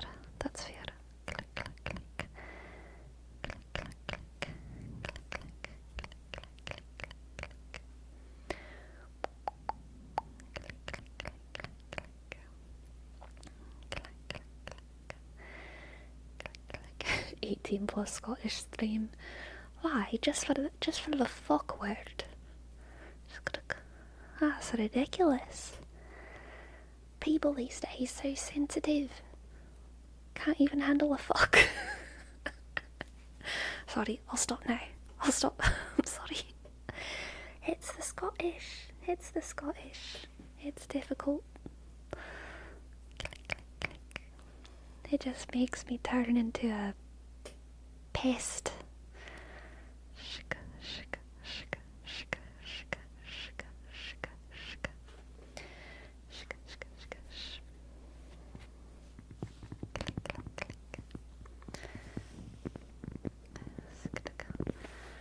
Say Worcestershire sauce. That's what I'd say. Worcestershire sauce.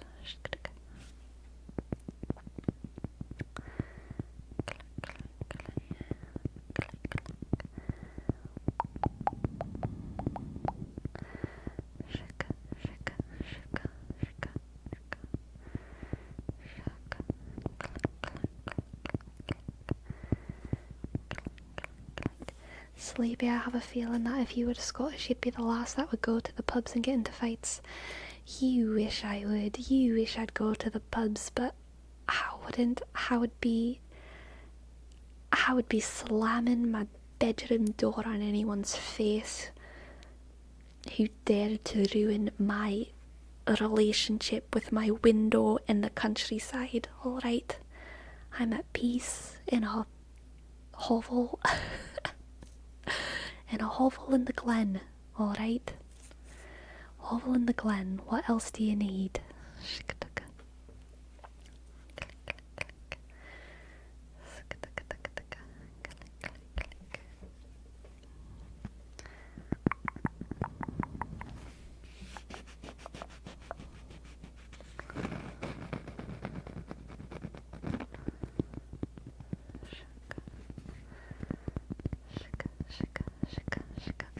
Had your wished? I feel like that's hold your tongue. Hold your tongue. Hold your tongue. Shut up. Shut up. Had your wished. Had your wished. Had your wished. Did I get it? It's the intuition. It's the genetics. What can I say? What can I say? I've got the deep knowledge in my deep subconscious. You must be cheating. I'm not cheating. I just know it. It's my intuition. It's how I'm so good at tarot. Tarot. It's how I'm so good at tarot as well. I'm just really good at guessing. But in a way that's a bit magical, you know? You know?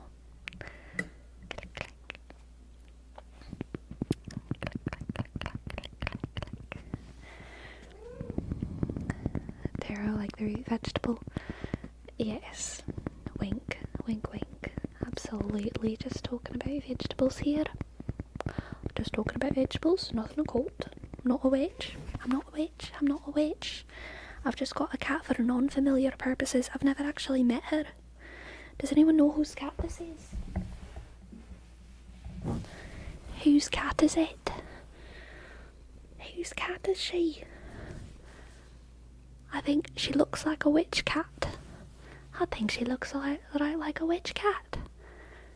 She'd better not be doing witchcraft. Do you belong to a witch? State your case. State your case.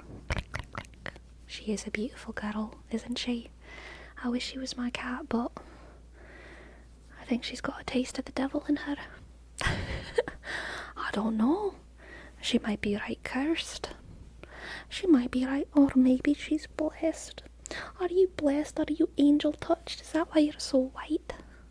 Because you're from touched, because you've seen God.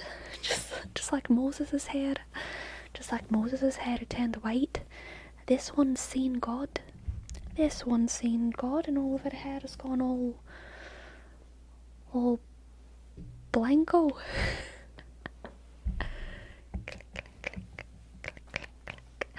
Angelo Bar and Annette, thank you. Thank you for gifting some subs. Thank you, thank you, thank you. Angelo Bar, A, click, N, D, click, R, sk, O, B, click, A, sk, R, click, 1, 1, 5. Thank you, and N, click, Y, sk, D, sk, H, coffee. Oh, thank you, thank you, thank you, thank you. Thank you very much, Antrabar. I appreciate it. Handmade.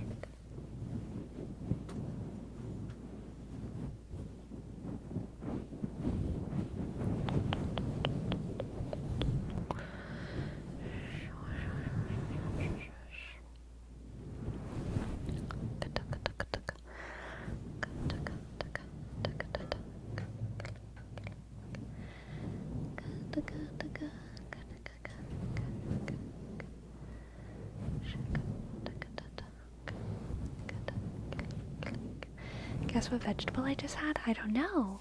Do you actually want me to guess? Potato. Squash? Squash. Was it squash? Squash, squash, squash, squash, squash.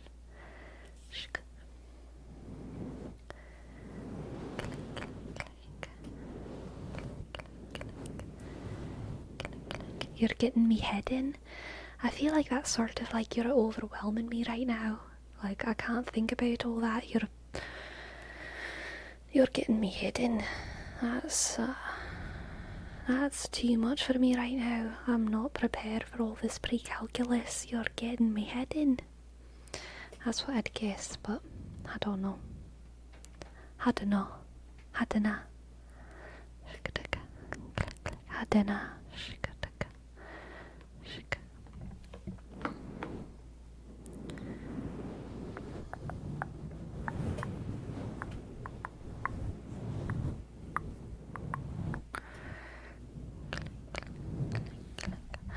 A whole jalapeno?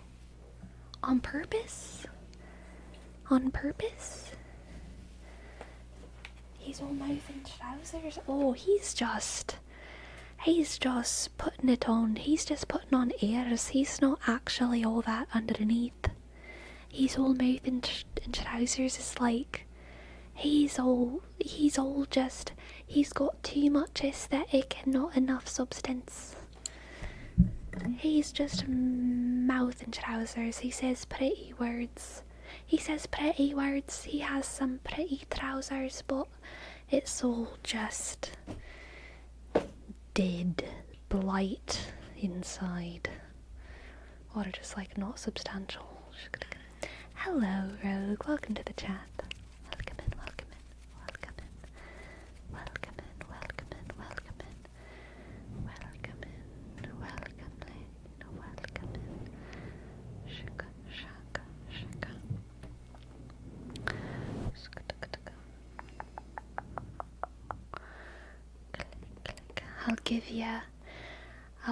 I'll give you a scalpit log. I'll give you a scalpit log. I feel like it's a threat, but it's like I feel like it's sort of a threat to punch or a threat to violence, but I'm not sure about that one. I'll give you a scalpit log. Yeah, that's just a pure guess. I've really got no idea with that one, but I'd guess it's sort of like a violent threat. Like I'll show you what a punch is. I'll show you what the resistance is. I don't know.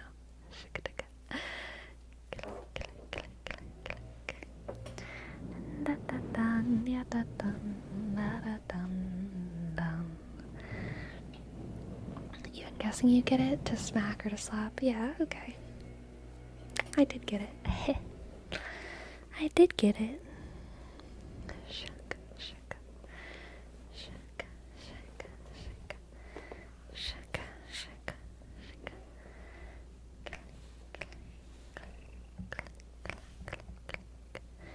Click, clack, click, clack. My cat is on my chair. My cat is on my chair, and the leaf blower's blowing outside. I actually don't know if it's a leaf blower. It's something like that though. It's roaring. Yes, Sinjobe, I would love to give you a reading. Reading.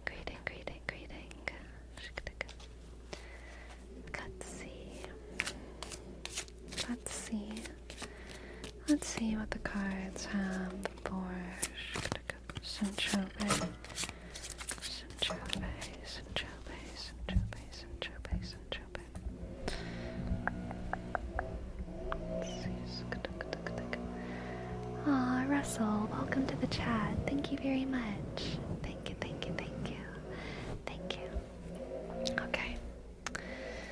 Sorry for the noises. Let's see what the cards have for Sinchope.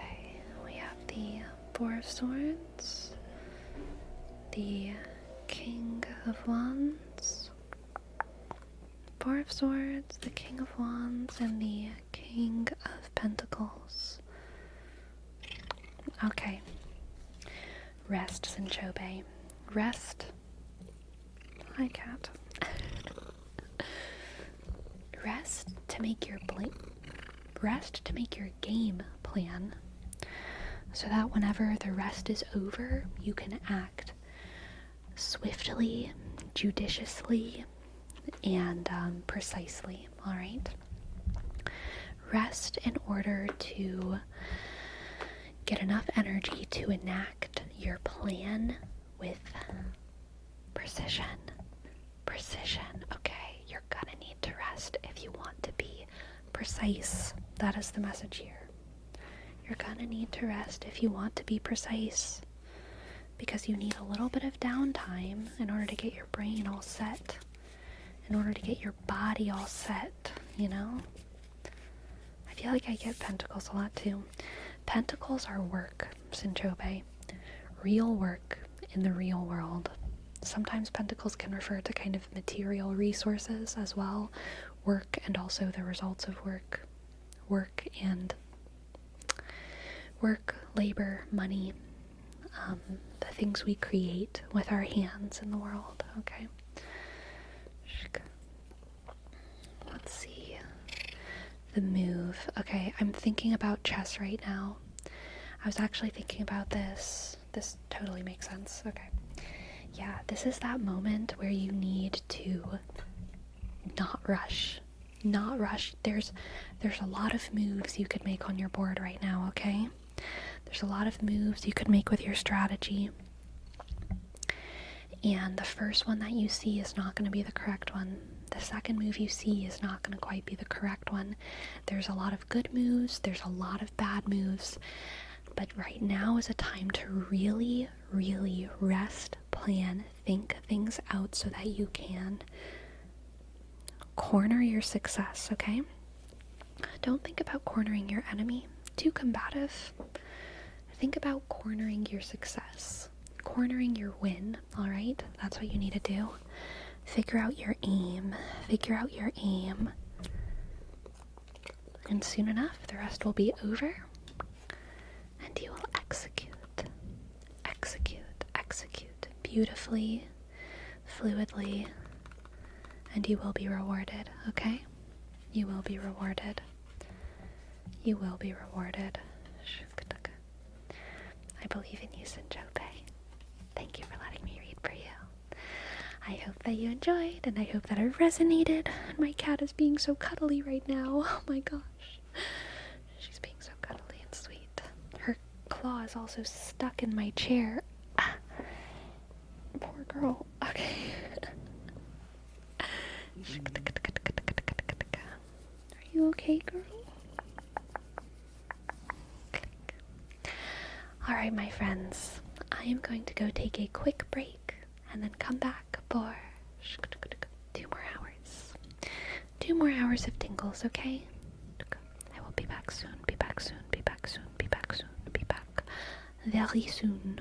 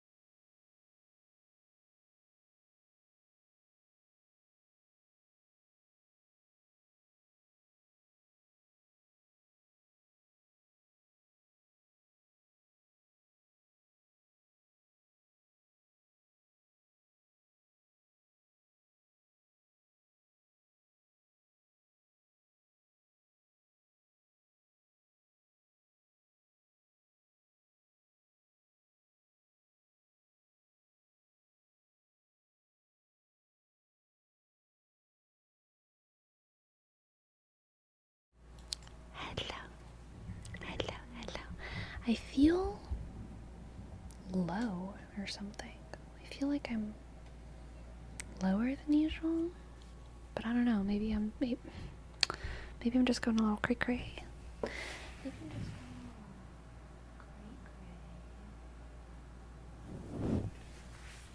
Cray cray in the day.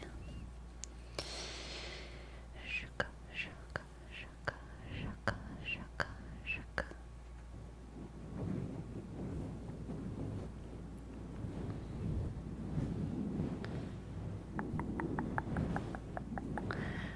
So like I was just on like YouTube just now, like scrolling on like YouTube shorts for like my last like 2.5 minutes of like my break.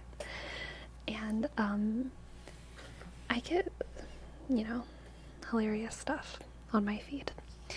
And one of the things that just came up just now was like some self-help guru that no one knows about on a fake podcast that isn't real.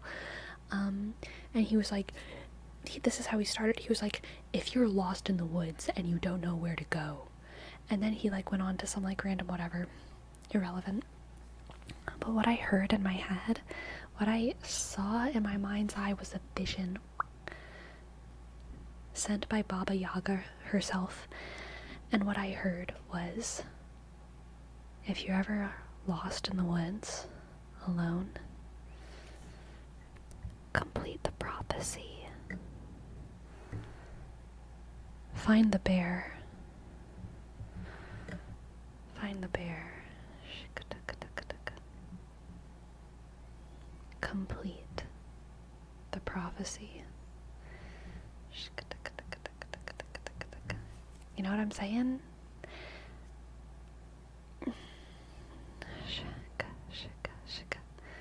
What's the prophecy? If you know, you know, okay? If you know what I'm talking about. Complete the prophecy. Find the bear. If you know, you know. Shaka. Did you get the lady with the 2 dowsing rods that asked questions like, will Kamala and Trump end up dating each other? No, but I wish I did. Cute.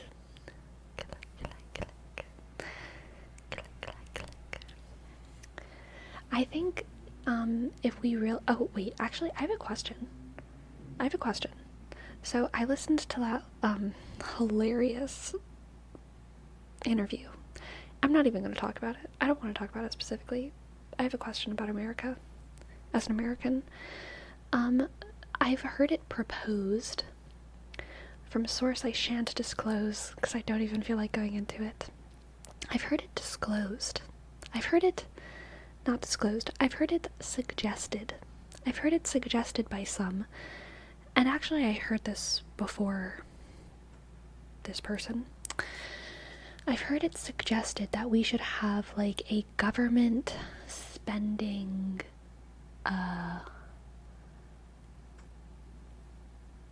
evaluation team, which I think is fair. Like, and immediately when I heard that, I was like, oh yeah, that makes sense. That's fair. Audit, yeah, kind of, but also like, where should we make cuts? How can we do things more efficiently? Which I've heard that suggested, and I was like, absolutely. But then of course my next thought was like, isn't there like a whole treasure, like, don't we have a treasurer? Like, tell me we already have that, right? So I haven't Googled it yet, but like, dear God, why would we not already have that? Why was that something that was suggested in 2024? We already have that, right? Right? Someone, we absolutely have a treasure. I thought so.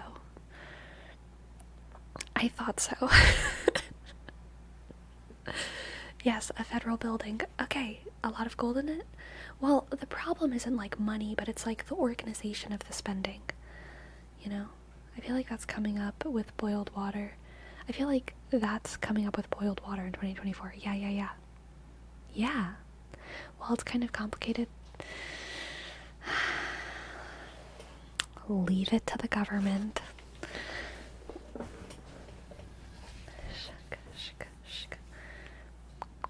But I accept it. I accept that. treasurer with no authority does nothing? Is that what the problem is?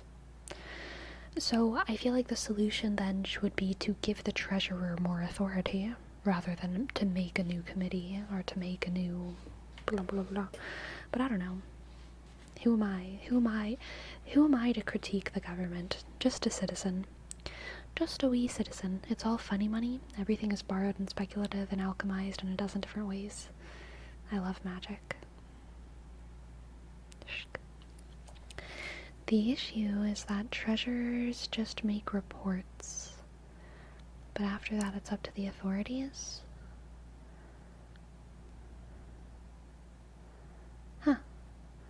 We have the GAO, Government Accountability Office, then we have the Office of Management and Budget, which handles and oversees different projects, but then each branch or each office has their own internal treasury for their own projects that's supposed to comply with its treasury, and the GAO and OMB.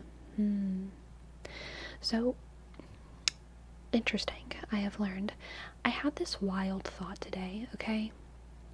I was on a walk and I was thinking, like, can y'all imagine how powerful the world would be if we just got along? I know. It was like a wild thought, but I felt like I hadn't sincerely had that thought in like over a year. Sincerely fantasized about like, what if like we all got along and collaborated? Can you imagine? We would fix every problem. And we wouldn't even have to reduce, reuse, recycle. We could, if we all collaborated and all got along, I feel like we could actually just science our way out of every problem.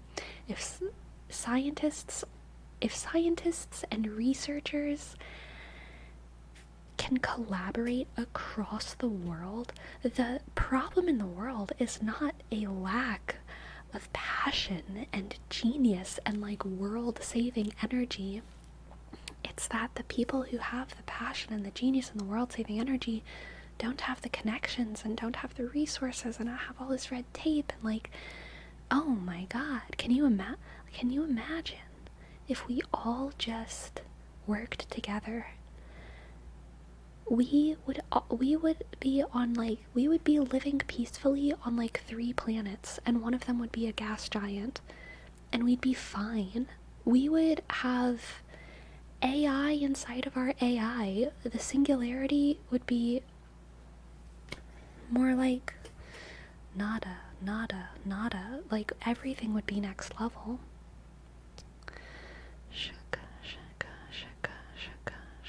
Too bad people are greedy, so that's not gonna happen. I know, we need a little bit more of that nada energy. But not enough people read St. John of the Cross. We'll never get there. We could solve world hunger and the homeless problems in at least America, but the thing is that people who are able to don't care enough.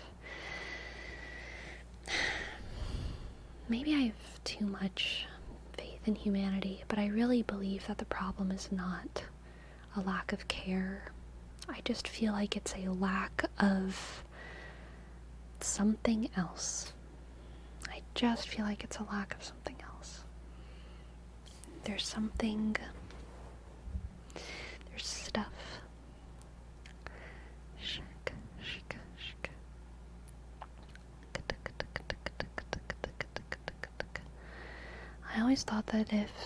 I always thought, what if every nation had a blue zone? That would be interesting. Interesting, yeah. It seems like viewing the masses as the problem is a prerequisite for having a lot of power.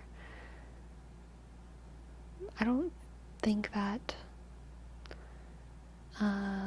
anyone said that. Did someone say that? The masses are not the problem.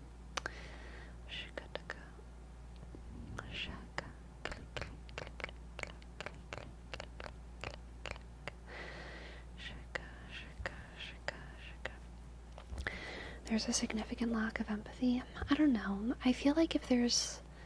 So, gosh, of course there's going to be some exceptions here, but you know how, like, doctors are, like, so overworked that they can't give all the patients the care and personal attention that they need, and like nurses are rude, but they're also like the absolute mitochondria of every hospital system.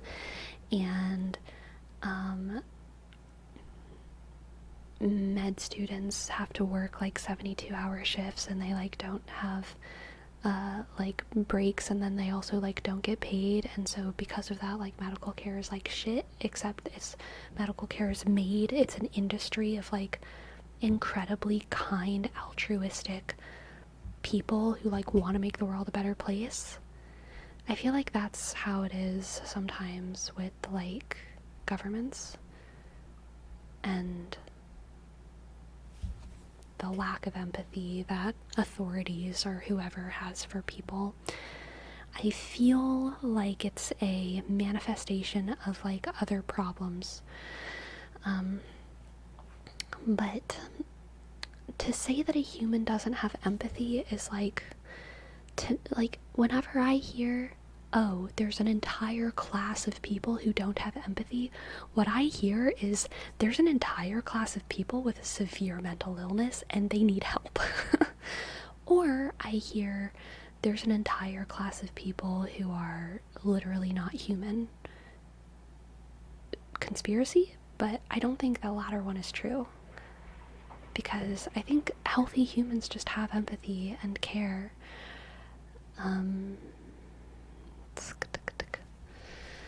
it's like hard to avoid.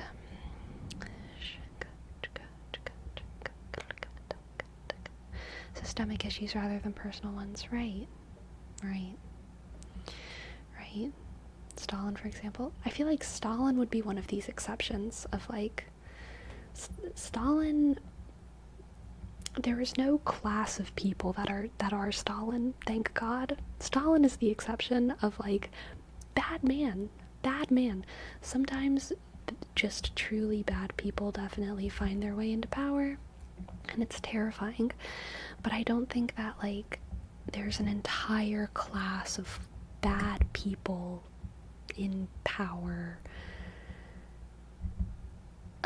I think most people are good and are trying their best, and missing the mark often. And I'm just really glad that I do not have that much power. I'm really glad that I don't have that much power. I'm really glad that I don't have very much power. I've said this before for home and I'll say it again, but first I will read what you said. Do you really think humanity could live in a perfect environment? I think that our human brains need some sort of conflict. Even if those are trivial conflicts, we need them in our lives. Yeah, I'm not saying that we're going to get rid of conflict. I'm just saying that we're actually going to be able to succeed against many of these conflicts at a much faster rate. We will always have a job to do. We will never run out of work.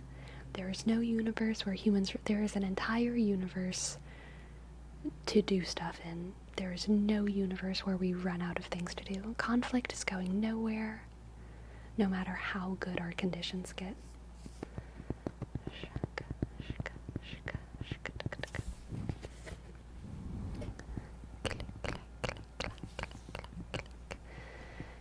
Yeah, it even says it inside of your comment. If you have time, check Universe 25 was an experience with rats living in Utopia, but it inevitably failed and all rats died. In the conclusions, they explain that while it may not be possible to directly apply these results to humans, it could be an insight to outcomes. It's impossible to directly apply these results to humans because we will always have conflict. We will always have issues to face. There will always be grandmama's inheritance, and there will always be little brother's deformed leg, and there will always be Maggie doesn't like me, and there will always be aliens. You know what I mean? There's always gonna be stuff.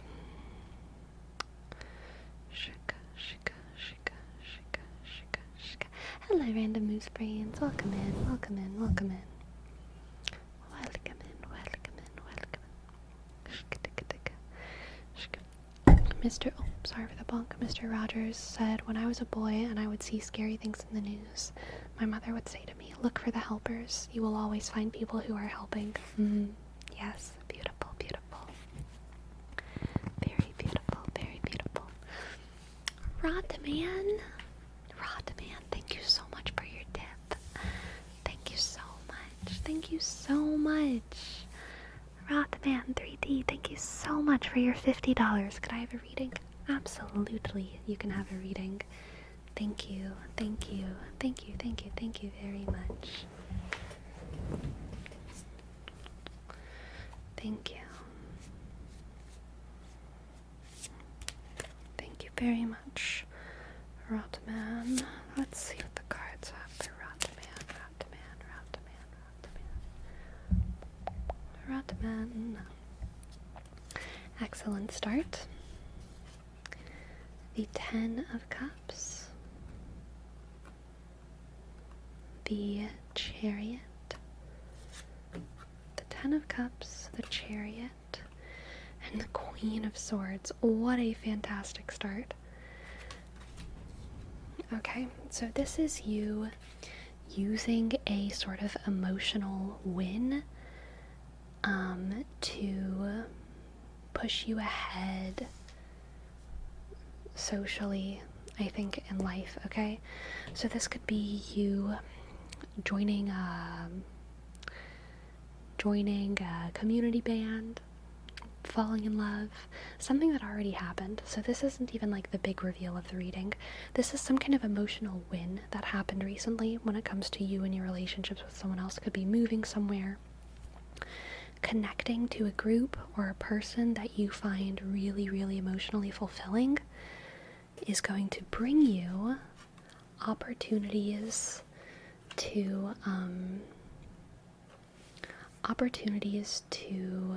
like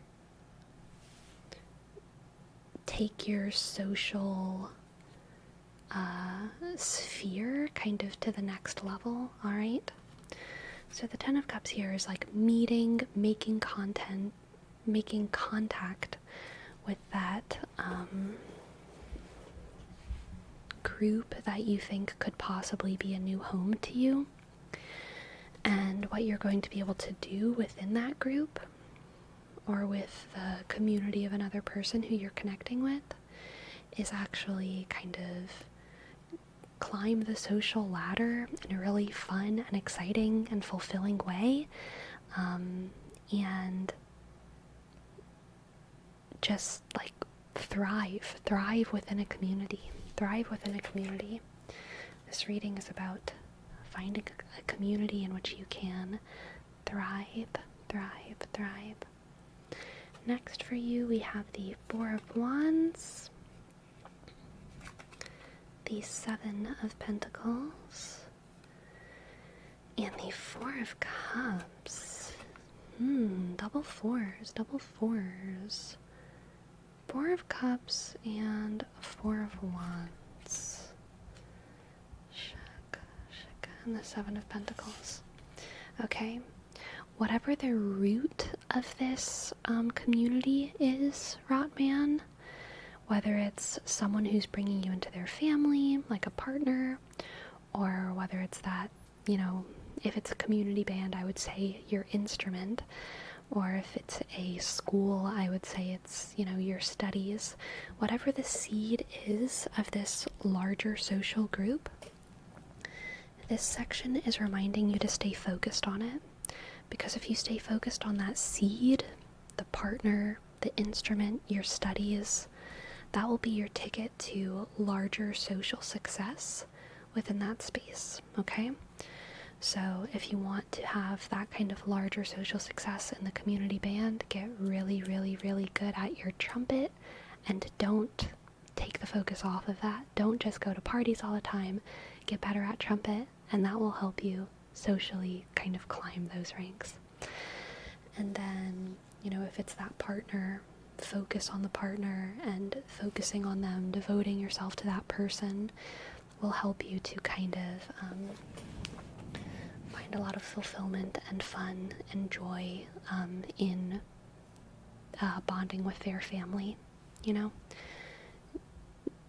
you can apply this in whatever way it makes sense. Focus on the seed, okay? Focus on the seed of that community. And then next we have the Seven of Cups. The Seven of Cups. The Seven of Cups. Death. And the Tower. Interesting.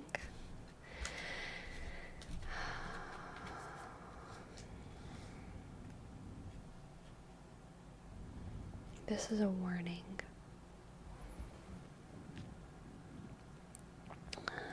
Two paths diverge, Rotman. One where you focus on the seed, and one where you do not, okay? One where you focus on the seed, and one where you do not. It's also what the Seven of Pentacles is saying. You'll get out of this what you put into it. You'll get out of this community what you put into it. What you put into nurturing that seed. If you stay focused, you will reach that, where is she? Queen of Swords, Chariot, status, place of respect, ongoing success.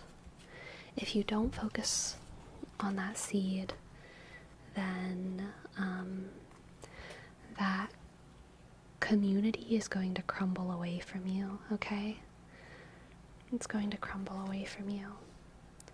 It's going to feel like a farce at first, and then it will fall away in a probably pretty abrupt and uncomfortable event.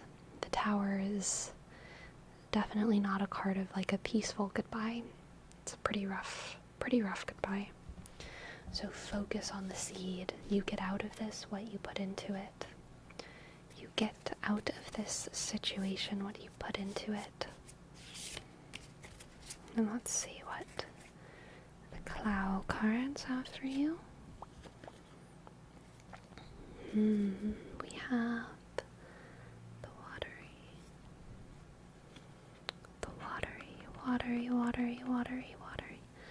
You must flow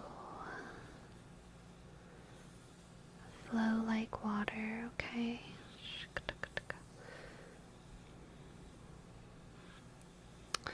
The success will come easy as the flowing of a river, if you focus on the seed.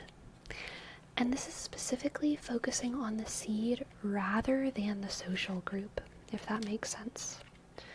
So again, if let's imagine this is a community band. I don't know why that's the metaphor that's in my head.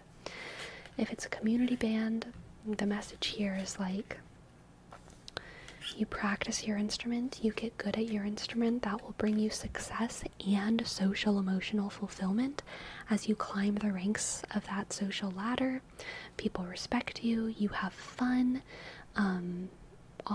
you make new connections that are really, really fulfilling by focusing on the seed of getting good at your instrument, coming to practice on time.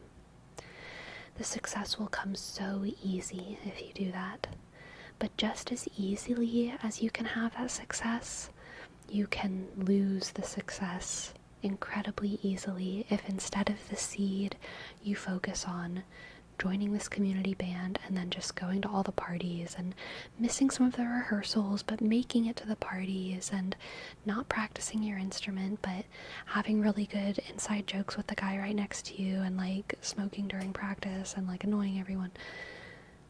That is not focusing on the seed, and that is focusing too much on the social aspects.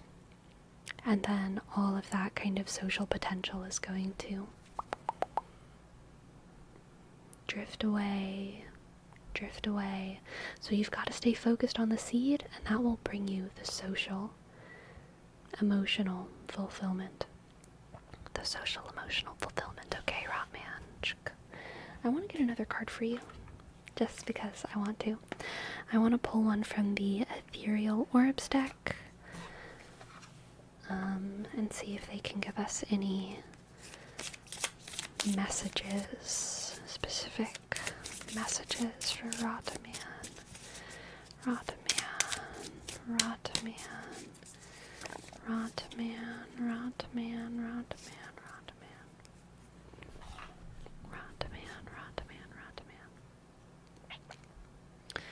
Exhala. Shaka, shaka, shaka, shaka, shaka, shaka, shaka. Birthing and safeguard. Sacred is the divinity contained in your skin. The blood running through your veins is simply a miracle.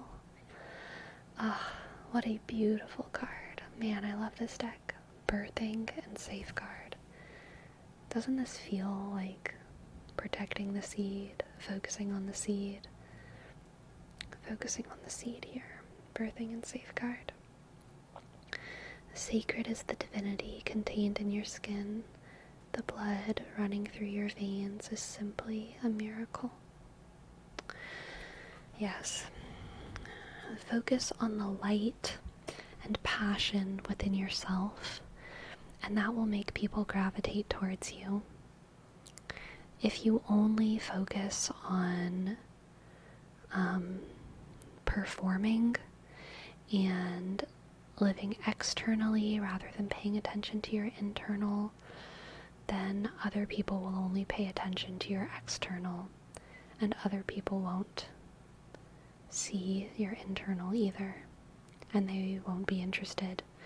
And instead of seeing someone passionate and beautiful, they'll just see someone who's like kind of being a try-hard. Which is not the energy we want, Ratman. It's not the energy we want, okay?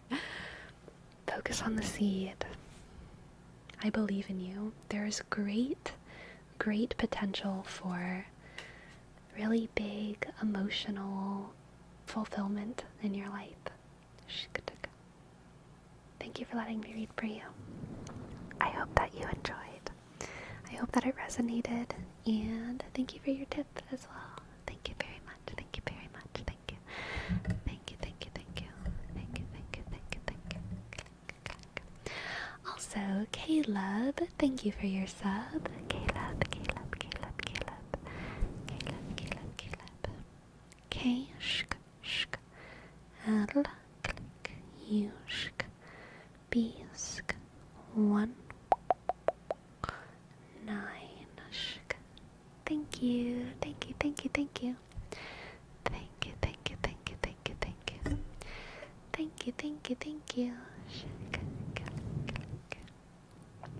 And welcome, AJD Shot. Welcome to the chat. Very glad to have you. Very glad to have you. And Temple Snail, what is your astrology question? I'm not sure if I'll be able to answer it, but I sure can try. I sure can try.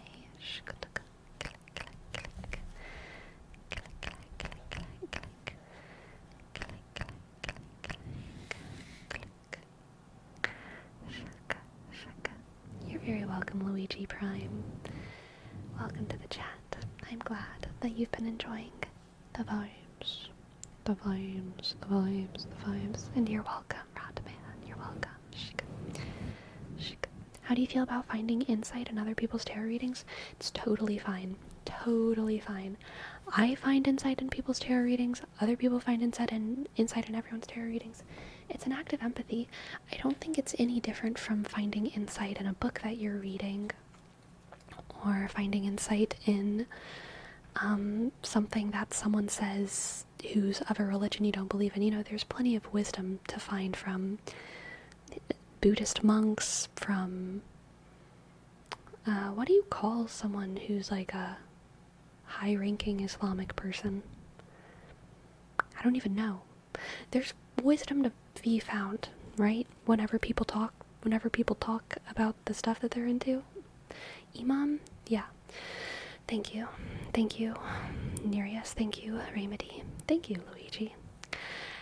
they are wise people. They have good things to say, and sometimes you find wisdom in them, even if it's not like totally relevant to your belief system, which is why even if you are an atheist or secular, you can totally find insight in the stories that tarot tells.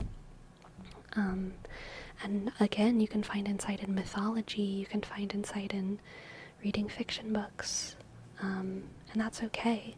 And then also in a more specific way, I think it's totally okay for you to find a mystical moment in someone else's tarot reading, in the same way that sometimes at someone else's wedding, you will feel like you have a mystical moment for yourself because the music is hitting and you're looking at two people being in love and you realize, oh my god, like, this is what I want for me and I didn't even know, and blah blah blah. Like, you can share mystical moments.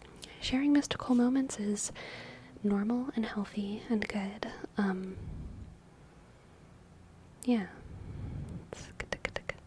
And hello, Danny Penny. Thank you. Thank you for the raid. Welcome in. Welcome in. Welcome in. Welcome in. Welcome in. Welcome in. Welcome in. V-Gate? V-Gate? V-Gate?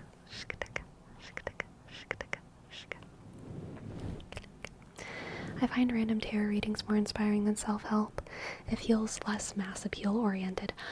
I totally feel that, Taylor. I totally feel that.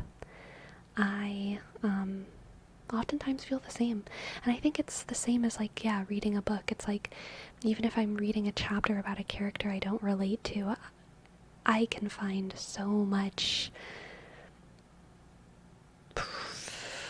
knowledge in their story, insight and everything.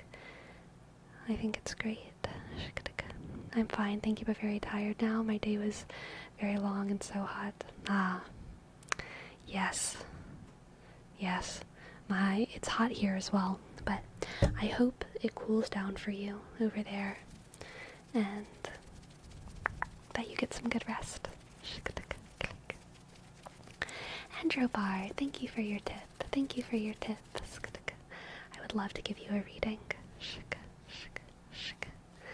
Maybe humans are designed for parable-style learning more than ubiquitous mantras. I think we're designed for both. Probably. I think also it probably depends on your age. I feel like age is a super huge factor in, like, how we learn, kind of.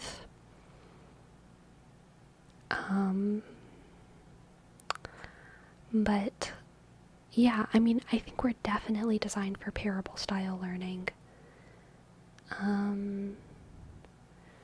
And I think mantras are good. We need reminders sometimes, you know, we need those kind of short, quippy, do unto others as you would have them do unto you. It's faster than telling a whole story. I like a good reminder mantra. But both for sure. Thank you very much. Cool down for all this stream. Heck yeah. Heck yeah. Thank you. Thank you. Thank you. Thank you. Click, click, click. Danke. Danke, danke, danke, danke, danke. Reminder, don't be a dick. So true, Destructicon.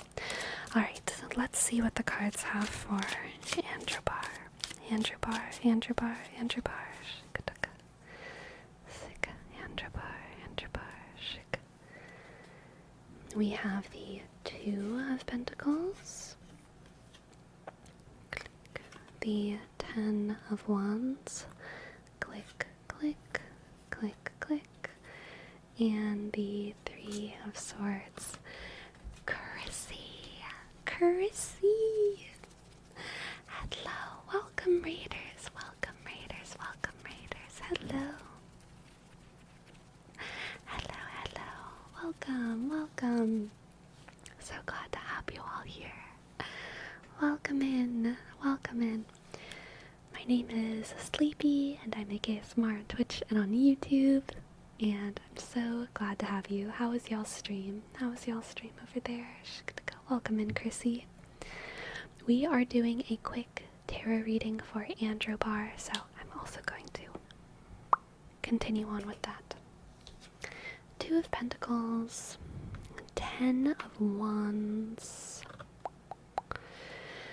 and the 3 of Swords. Ooh, okay. Androbar, this reading is good, but it's hard, okay? This reading is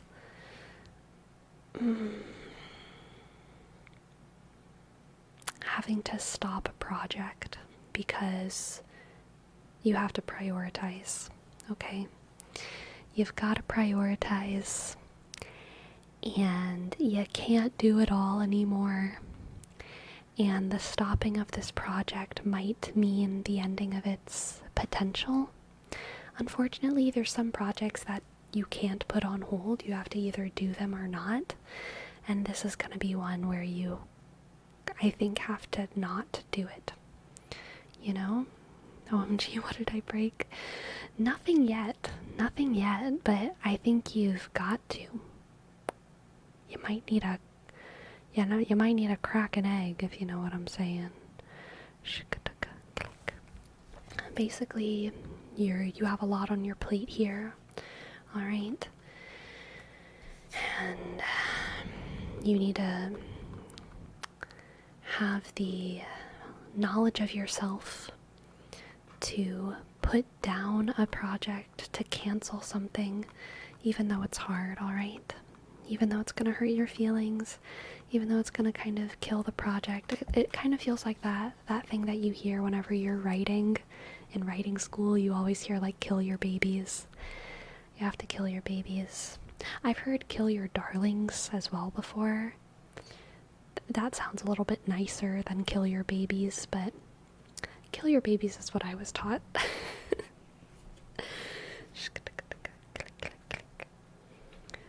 Let's see what the oracle has for you. Androbar.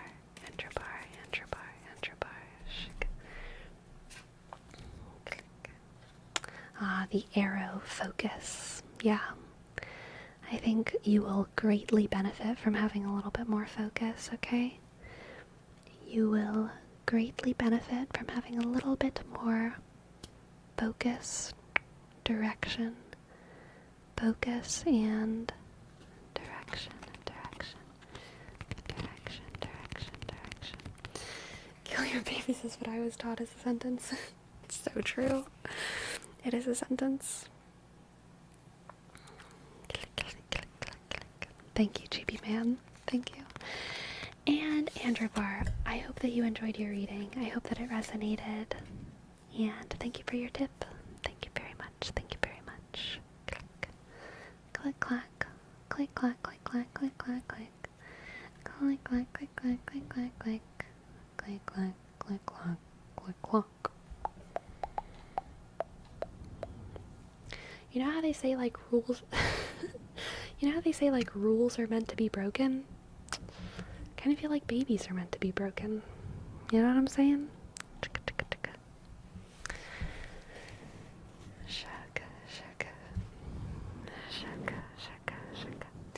Hello, Messiah Rogan. Welcome to the chat. Glad to have you. Glad to have you. Click.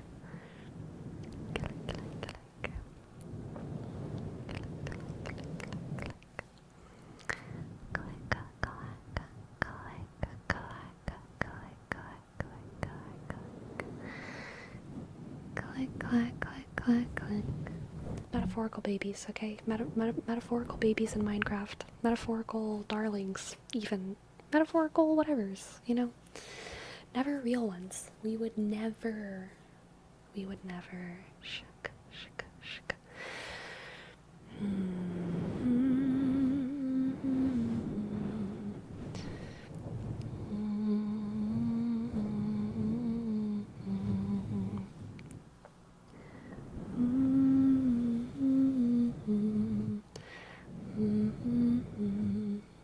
Does your furry mic shed? No, it does not. But sometimes my cat gets really close to the mic and starts brushing on it, and so I will pull my cat's hair out of this because it sticks. It sticks. My cat's hair sticks to everything. But this mic by itself, no sheddings. No No sheddings to be shed. No sheddings to be shed. Shuk, shuk, shuk, shuk. I shed sometimes. Let's see. Let's see. I have a hair. Wait, I have more. I've shed myself. Can y'all see it? Look. Look how the light doth catch my strands. Look how the light doth catch my strands. I shed. Do you see? Do you see the spider silk thin strand? That is mine. Mine. I will put it back on. I will put it back on. It is back on my head. Shuk. Shuk, shuk, shuk. Meine. Meine Strand. Click, click, click, click, click. Do you have any hidden talent skills? Oh. Yes. And they will stay hidden. They will stay hidden, young one.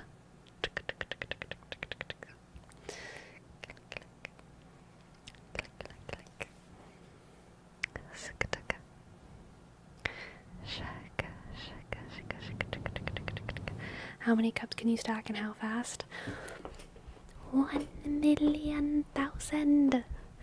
Every cup. I have stacked every cup in the universe atop itself. Shaka, shaka, shaka. Shaka, shaka. Shaka, shaka, shaka. Shaka. Why do you sound like a religious leader? I don't know. Sometimes it's just a vibe. Sometimes it's just a vibe, you know what I mean?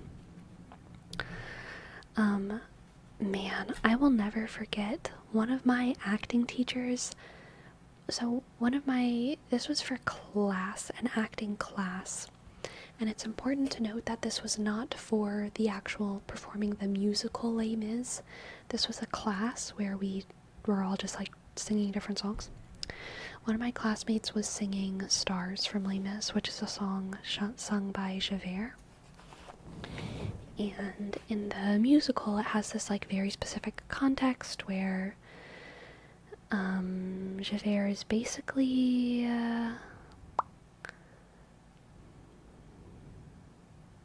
talking about his mission, I guess, on a very personal level.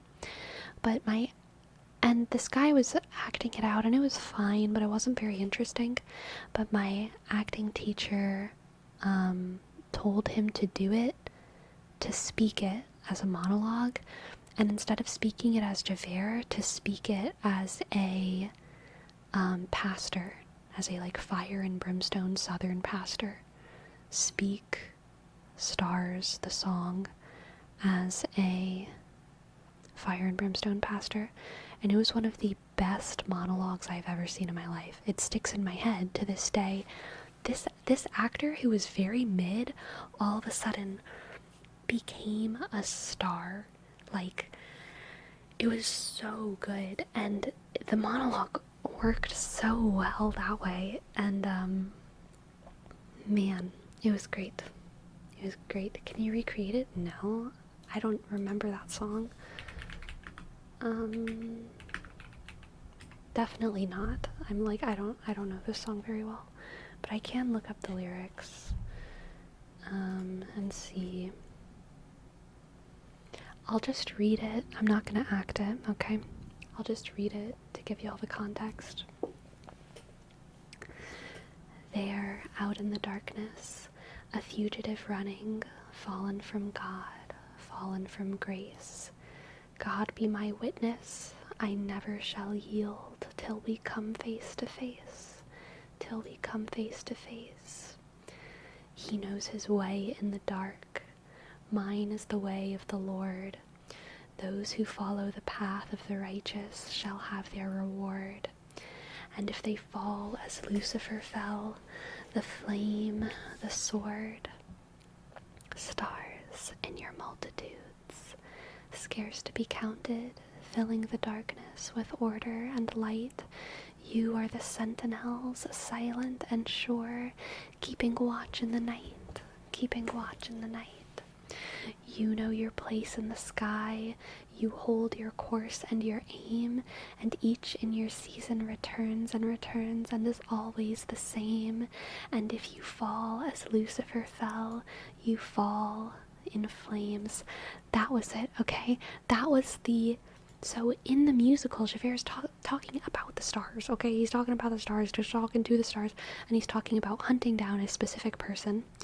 But this person performed this to us, the congregation, telling us, you are the sentinels, not the stars.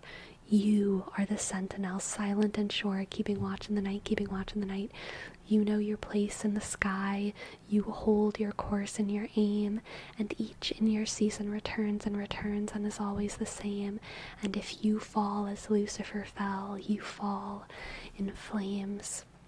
And so it must be, for so it is written on the doorway to paradise, that those who falter and those who fall must pay the price.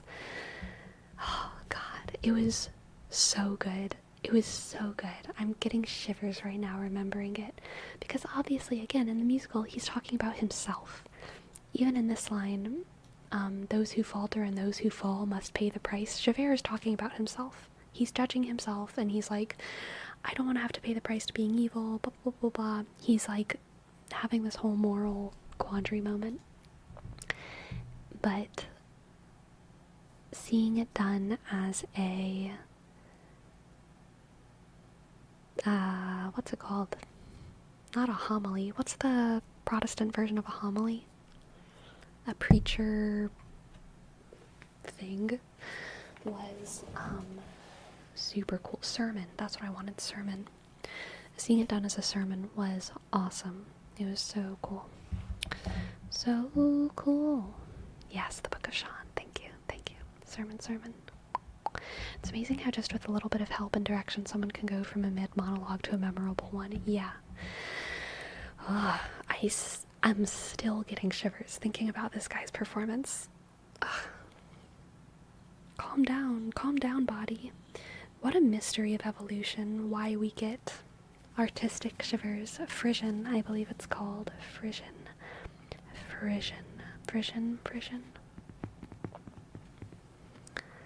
Those who falter and those who fall must pay the price. And so it must be, and so it is written on the doorway to paradise. Good song. Good song. Click, click, click, click, click, click.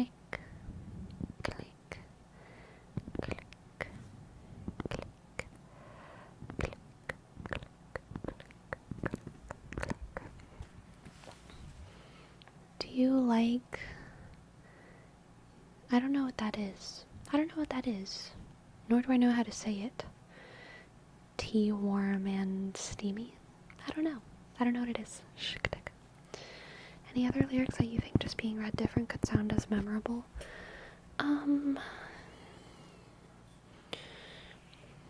No, not off the top of my head, but I'm sure that there's many.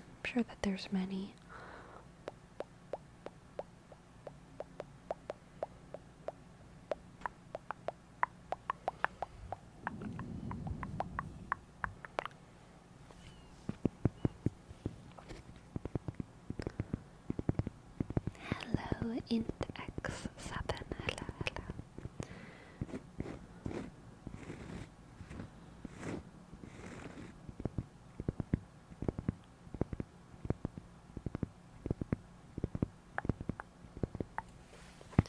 They're a very sleepy-coated band with a very mythical touch to them. They sound like a group of kids that made songs in Neverland. Interesting, tea warm and steamy. Very interesting. Very interesting.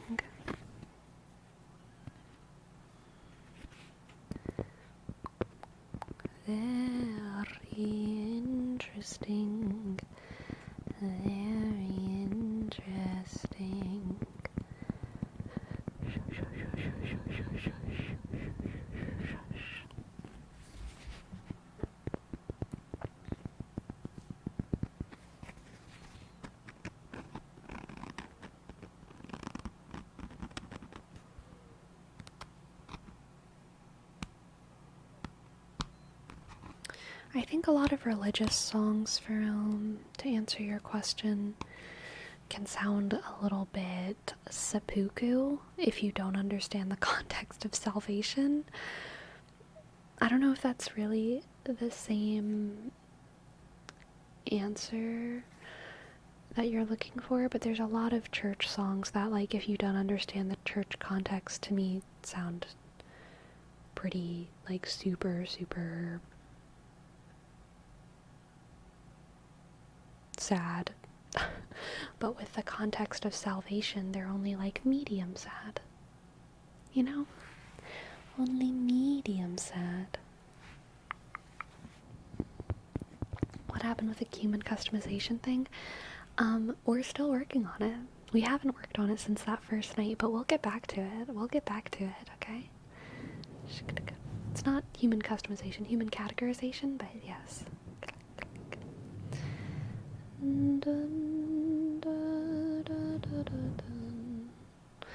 We could think about it in the opposite way.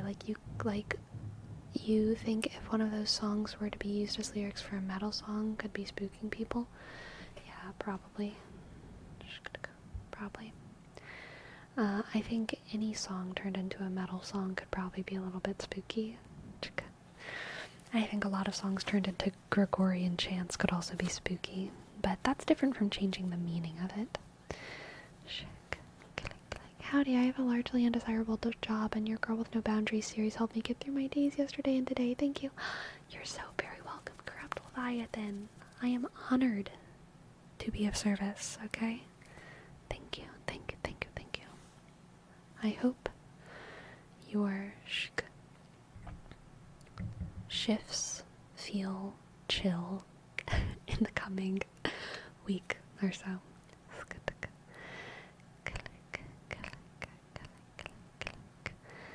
Click, click, click, click, click, click. Hello, little sharky, little sharky, little sharky, little sharky. Little sharky, little sharky, little sharky. Little sharky. Little sharky, little sharky, little sharky, little sharky. Little sharky, little sharky. How many languages? Just one. One. Uno. Eins.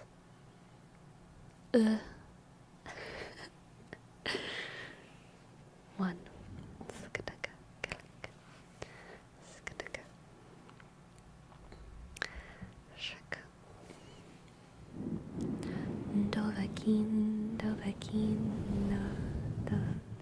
Dovahkiin.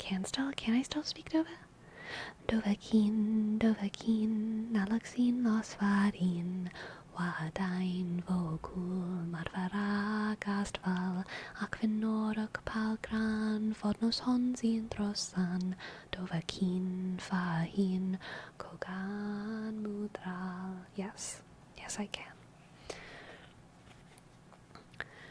Dovahkiin, Nalaksin Losvarin, Wadain Vogul, Marvara Gastval, Akvinorok Palgran, Vodnos Honzin Drosan, Dovahkiin, Fahin, Kogan Mudra.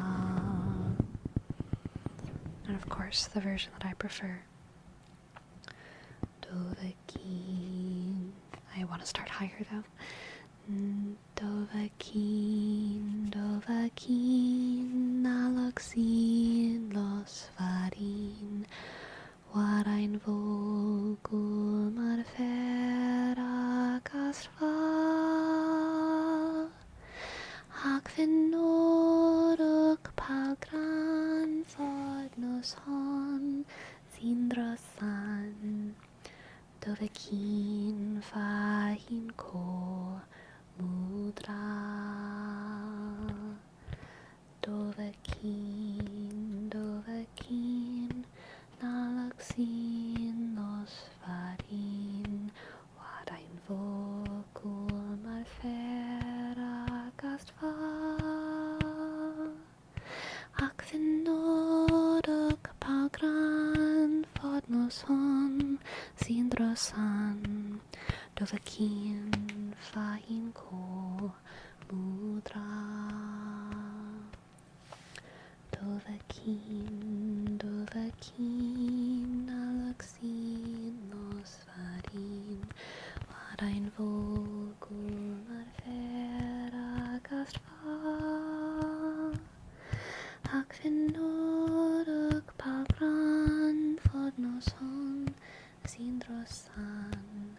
Dovahkiin, fahin ko mudra. I think I heard you talk about D&D earlier, and I had this idea for a build. It could be a drunk monk, and to play him properly, you had to drink in real life, and every time you took a shot, you would gain +5 damage, but -5 insight or something. That would be funny. Have you seen the warriors from Hammerfell? They have curved swords. Curved swords.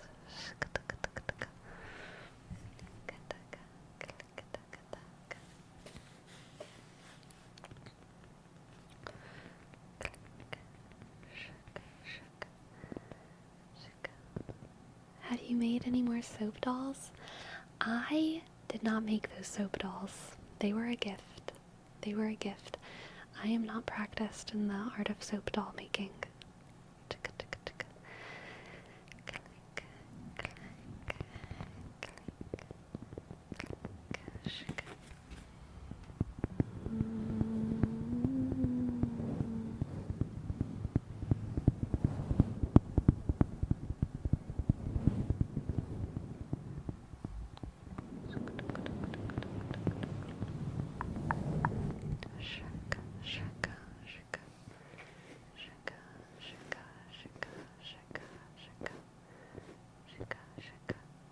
Sleepy, for songs in other languages, how do you approach learning them? Listening to them and pausing every 5 seconds and then doing it myself. There's nothing revolutionary about the memorization process.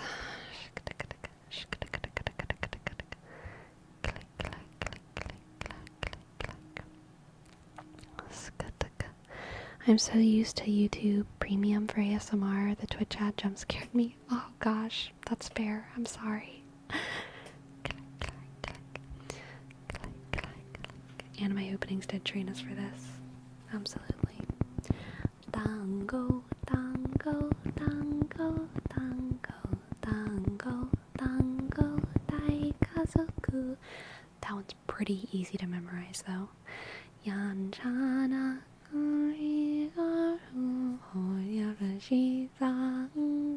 I don't remember most of it.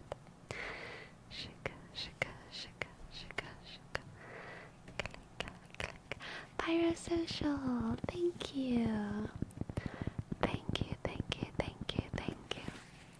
Thank you so much for gifting a sub, Pyrosocial.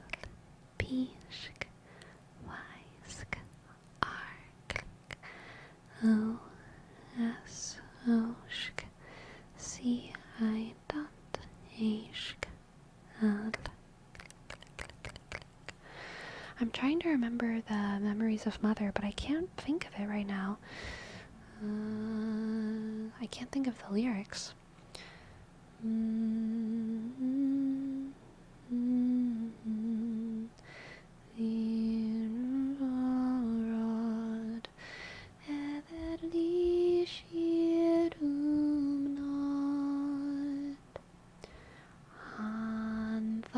Þín styrk, þú þarft hjarta hans frjótt.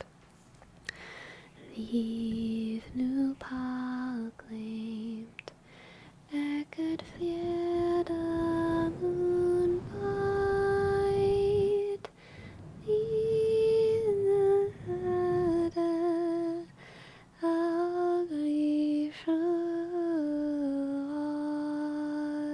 I don't remember those lyrics. There's lyrics I forgot. Oh gosh. Oh no.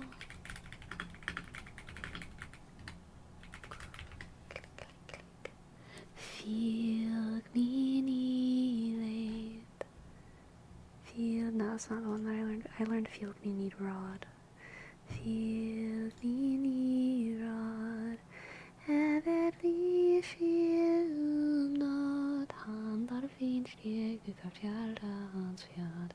I nu paglev, lägger fjärran undan.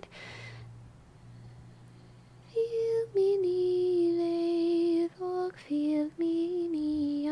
Okay, I remember it. I'm not even looking at the lyrics. I'm looking at lyrics of a different verse or something, but it still helped me remember it. Feel me need rod. Everly shit not. Han tar fin styrk. Þú þarft hjarta hans fljótt. Líð nú pagleitt, ekkert fjara múnbætt. Fylg mín í leit og fylg mín í ást. Ah, gosh, I do like that song. Hello, Neatrix. Welcome in.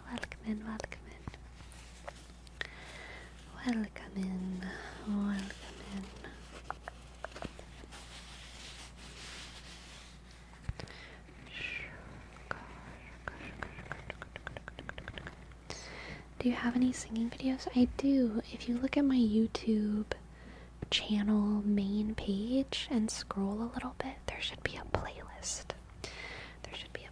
That has my singing videos.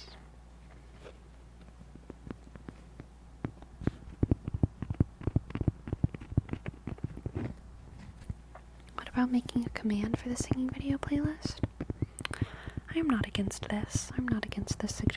Suggestion. I am not against this suggestion. Not at all.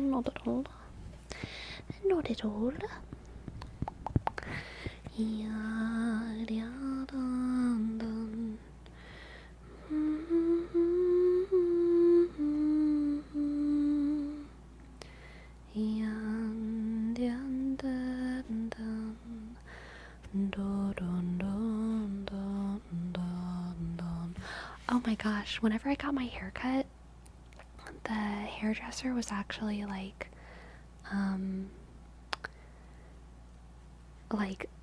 really into Civ.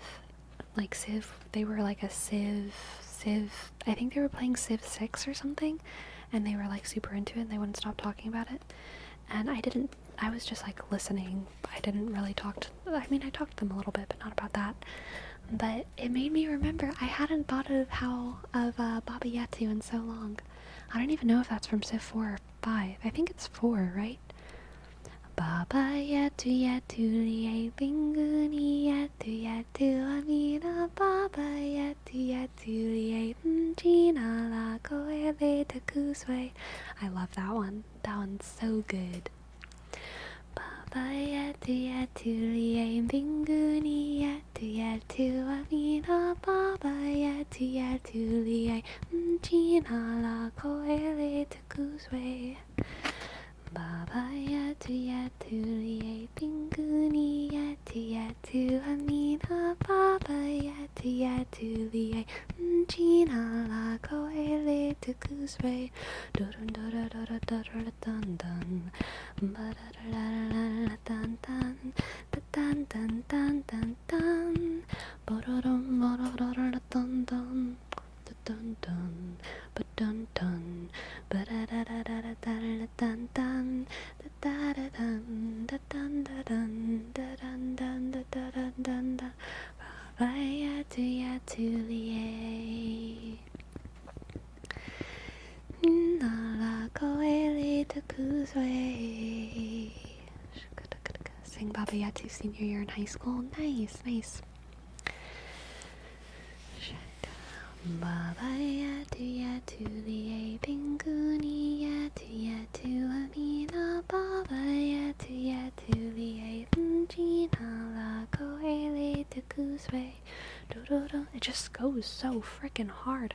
I wonder if I could do the old English Our Father to the tune of Baba Yetu. That sounds hard as hell. That sounds very difficult. So, Baba Yetu is our father, right?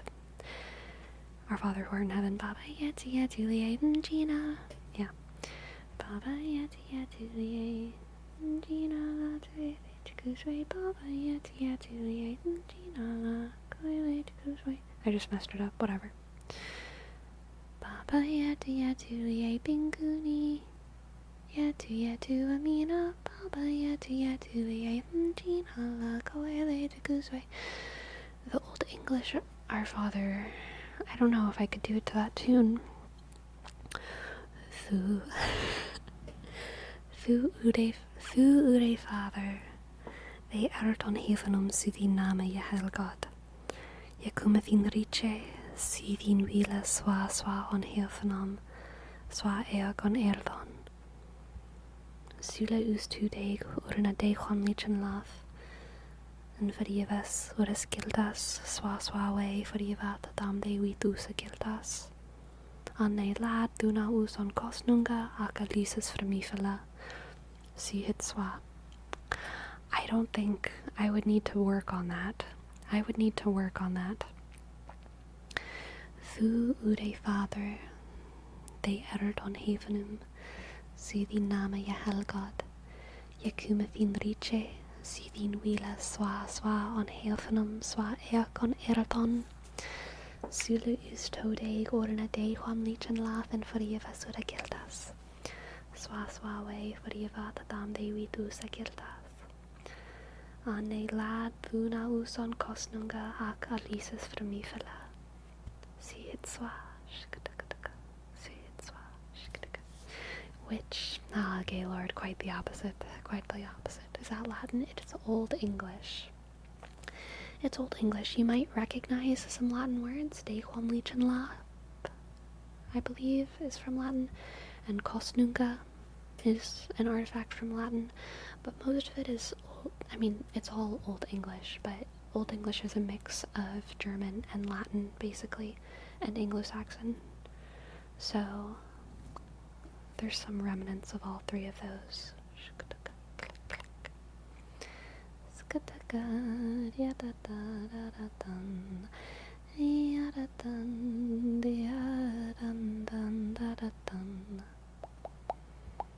Eighth century. Yes, thank you for the proper label. Shaka.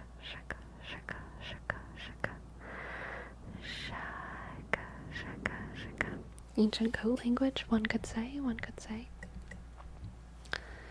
Turns out there's an EDM remix for Baba Yetu. I'm not surprised. Thu de Fader, they are tun heaven.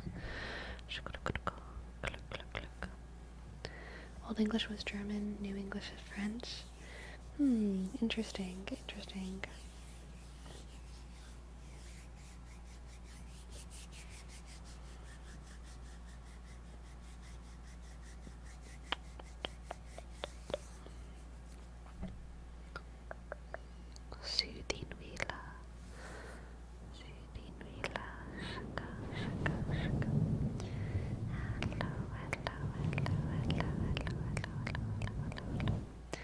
But I could believe Old English sounds German. Old English sounds super German to me. It feels the same. Thu Ude Fader, they erdon heavenum. I will say that sound I feel like isn't in German.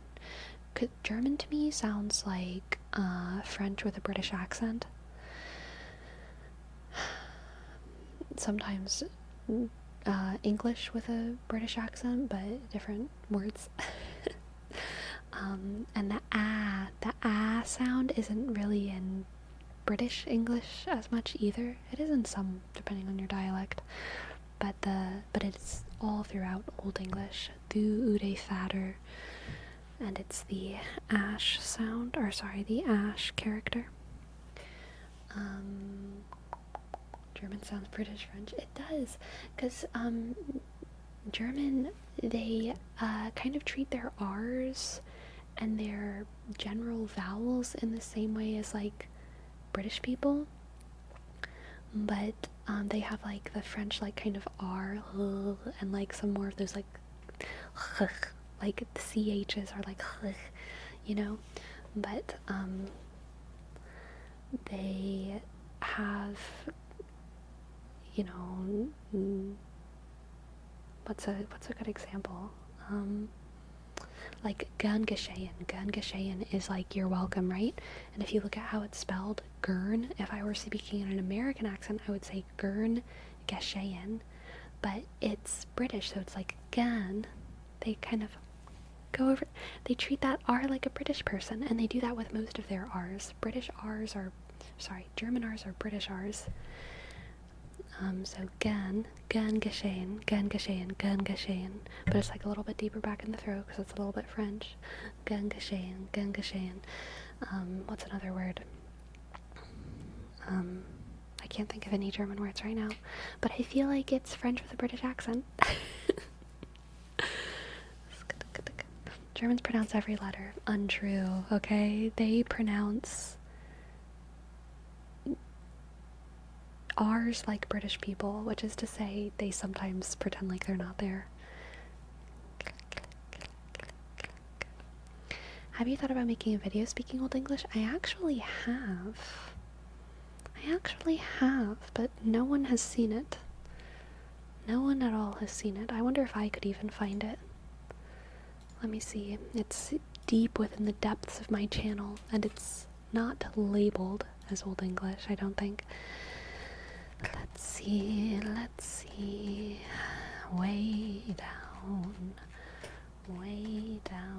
scroll through the depths. It would be somewhere over here. This one. If I remember correctly, this video features Old English, but you would never know. You would never know, really. I liked this video, honestly. To me, this video's tingly as heck.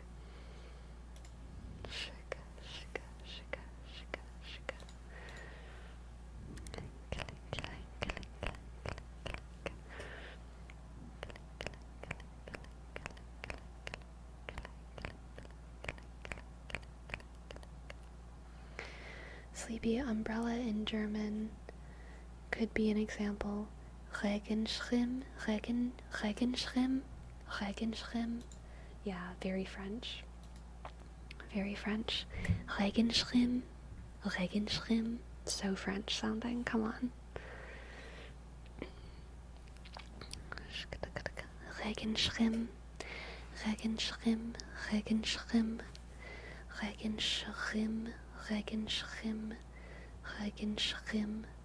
But see, what you just said, word, W-R-O-R-D, that's actually not a good example of the skipped R I'm talking about. But though, let me think of another word. How do you say word? How do you say W-O-R-D, word? How do you say that in German? How do you say word in German? It's gotta have an R in it. I bet it's not too different.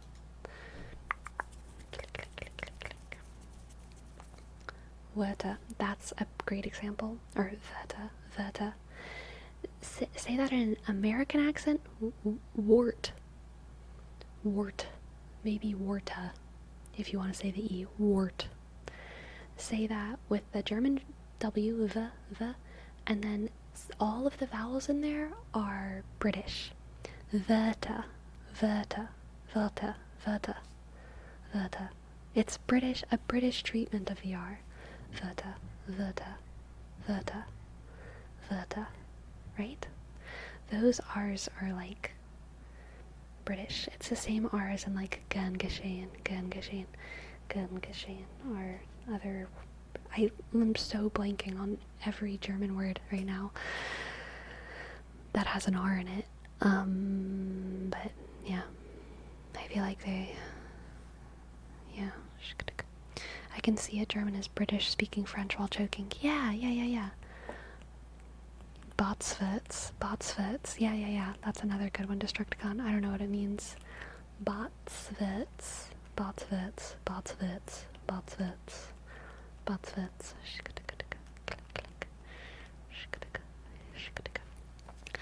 That guy, Larry.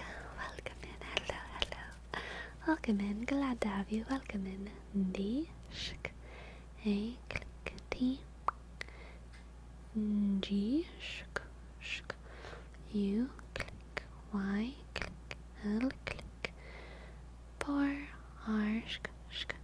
R. Shk. Y. Thank you. Hello. Frühling would not sound the same in English. In English, that would be like Frühling, or Frühling maybe, Frühling. But in German, it's like Frühling. There's like a, you know what I mean? Frühling.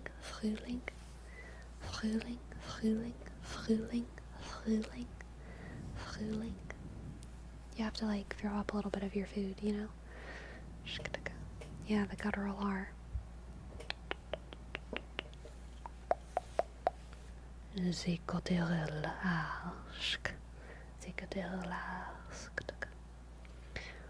Well, in fact, it's Frühling. Gotcha. Frühling. Am I doing it okay? Frühling.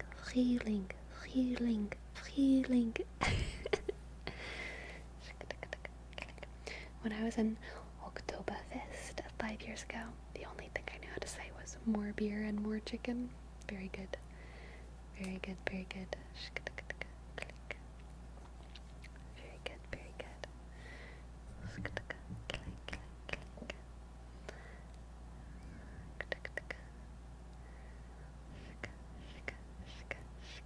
German scratches my brain just right. I like German too.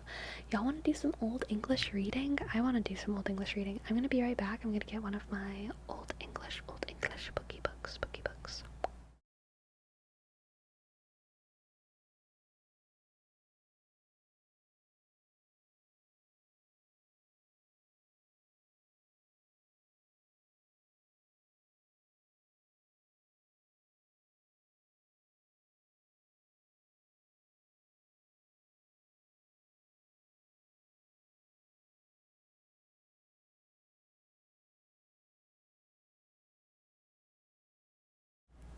Okay, it's been a long time since I practiced my old English, so we might be a little bit rusty here on my pronunciations.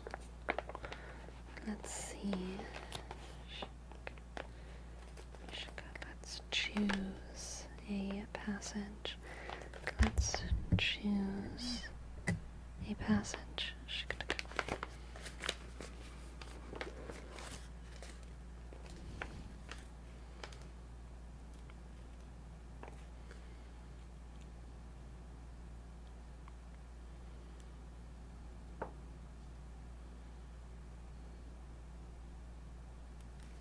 Okay, I'm gonna say a phrase or a sentence in Old English, and y'all can try and translate it. Does that sound fun?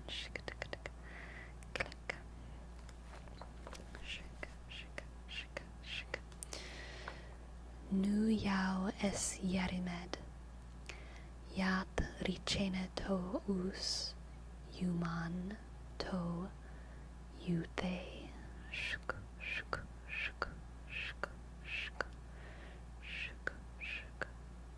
Yute. Nu jou is jerimed. Jat ricene to us, human to gute.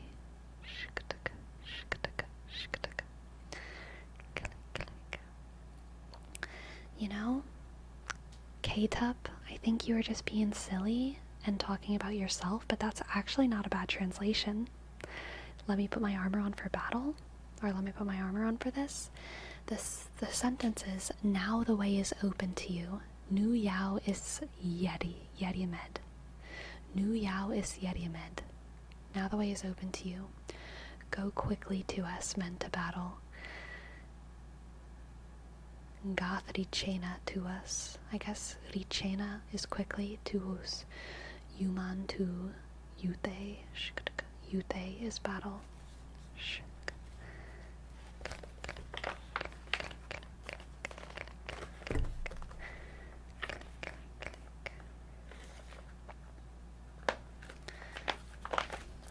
Ooh.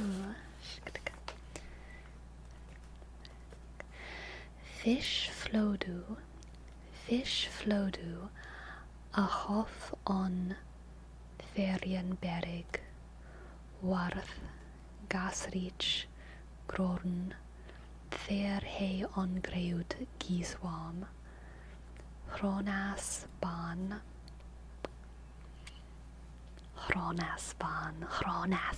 that's fun. Fish flodu, a hof on Ferjenberg, Warth, Gasrich, Grorn, Fair he on Greut, Giswam, Hronas ban. The sea cast the fish onto the mountain stronghold. The creature became sad where it swam onto the land. Whale's bone. Whale's bone is Hronas ban. Hronas is whale. Hronas. And ban, bone. The first word was fish, yes. Fish flodu. In a literal sense, it would be like fish float on the mountain where fish float up on fish float. I guess that's onto up on the mountain, where sad it grown. There he on the land swam. Whale's bone. That's like a word for word translation, not fixing the sentence structure. But fixing the sentence structure, the sea cast the fish onto the mountain stronghold. The creature became sad where it swam onto the land. Whale's bone.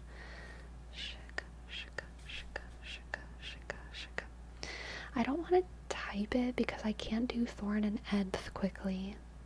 I can't do Thorn and Edth quickly enough. It's gonna make me sad that I can't do Thorn and Edth.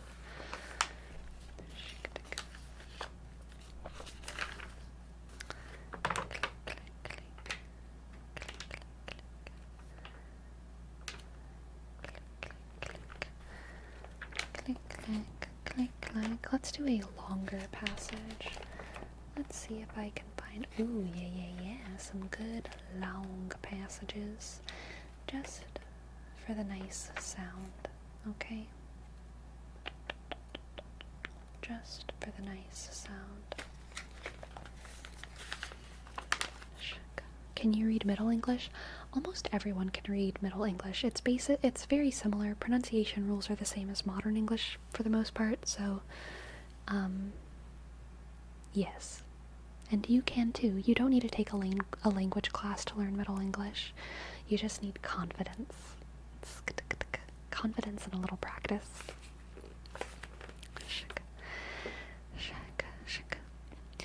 Brimana boda, a beod eft ongyen, sege finum leodum, mikle lathre spell, that her stund unforkut, erol mid his weroda.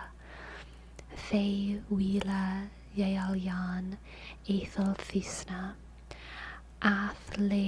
Athel Athelredus Erd, Ealdres Minas, Folch and Foldan, Fealan Shealan Hatana Athilda, To Hean Leech me Thinkef, That ye mid Urum Sheatam, To Sit Shippa Gangan, Befotna, Nu ye thus feord he do.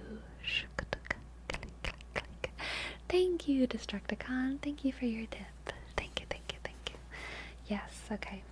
Let's see what I can read. Let's see what I can read for you. Let's see what I can read for you.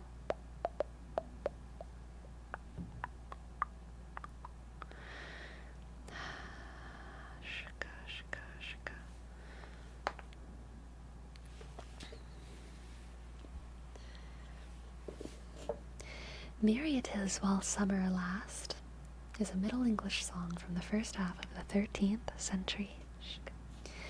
Merry it is while summer last, this fuelless song, och nu, so this is Old English. I'm surprised it's categorized as Middle English. I guess it's the first half of the 13th century. But usually Middle English doesn't have special characters, so maybe it's like a special dialect or something? I don't know. But I can still read it. Merry it is while summer last, this fuelless song, och nu natheth vindes blast, and thedder strong, a that this nicht long, and ik vis vel mikkel wrong, Soreg and Myrna and fast. Merry it is while summer lasts with foul song, but now nears the wind's blast and weather strong. Oh, how this night is long, and I with very much wrong, sorrow, and mourn fast. It had thorns in there, so I thought it was Old English, but Wikipedia said that. Wikipedia. Interesting.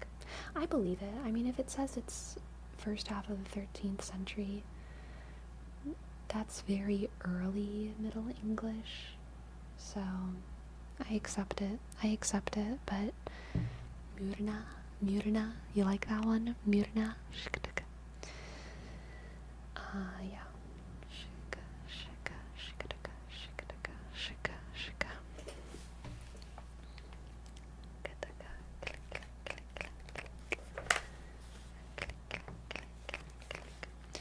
Nu sheol Yeswa softa, sink ye gangan, us sheol ord and edge Yesaman, grim guth plega, way yofol shulan, hetva board beran beornas gangan, that high on tham ea stay they eala stodon.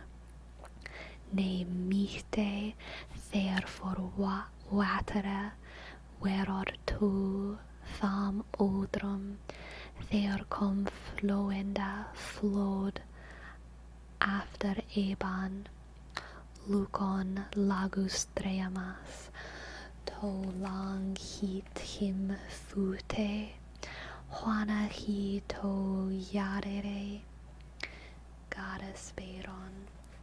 High there pantan stream, mid brasa bestodon, est saxena ord and say ashera, ne mita hira anig, othrum derian, buton hua thur flanes fleet, fuel yename. Se flod ut gawat, yawat, tha flotan stodan yeroa, wichinga thela, wiges, georne, hetva, haletha, cleo, heldan tha bridge, Wigan, Wigherna, Sewas Haten, Wolfstan, Kafna Mead His Kina, That was Keolon Sunu, they Thone Forman Man, mid his Franken Ofshat, they therd Baldikost on Fabridge Stop, there stod on Mir Wolf Stana, Wigan on Forte, Shika, Shika, Shika, Shika, Shika. I do not know what's going on here. I know that there's a battle and a flood and water keeps coming and now people are standing on a hill. Something about the East Saxons, something about standing with a king.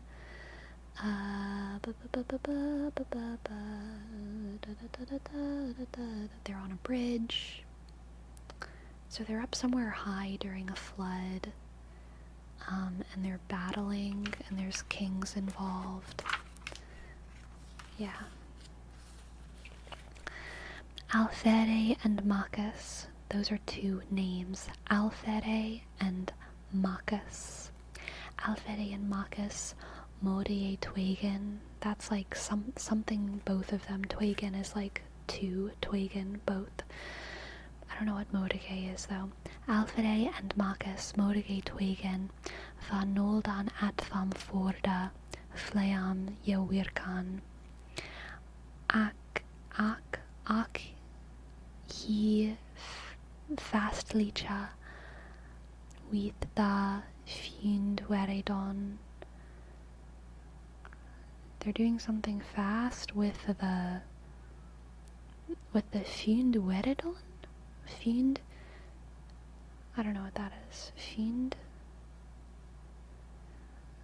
I don't know. Thachwile fe he wapna, weapon. Wapna wailed on most on. Something while wielding a weapon. Thahit that ongeatan and gerne yesawan. That he there bridge werdes. That he there on the bridge was, that he there bridge wernas, bitere fundon bitterly, ongunan litegian tha latha gista, bad on that, he upyang agan mostan, bade, so asked, bade that he up again something, overthon voortfahren, bade that he up again offered something, Faithan ladan. Da se errol ongan for his overmode, Alithan landes tofela lathere theoda, ongan chealan tha overkald water, brichtelmes bern. That's describing someone's like birth. Birtelmis was Bern, like how he was born, like woman born, but it's Birtelmis Bern, so I don't know who Birtelmis is. Nu yao es Yerimed Yathrichena to us, give riches to us. Yathrichena to us, human to gulte. God Anna, wat hwa thera walsto, weldan mote, wodan tha wal wulfas, fo watre ne murnon, wichinga werod west offer pantan, offer sheer water, shildes wegan, liedmen to landa, linde beran.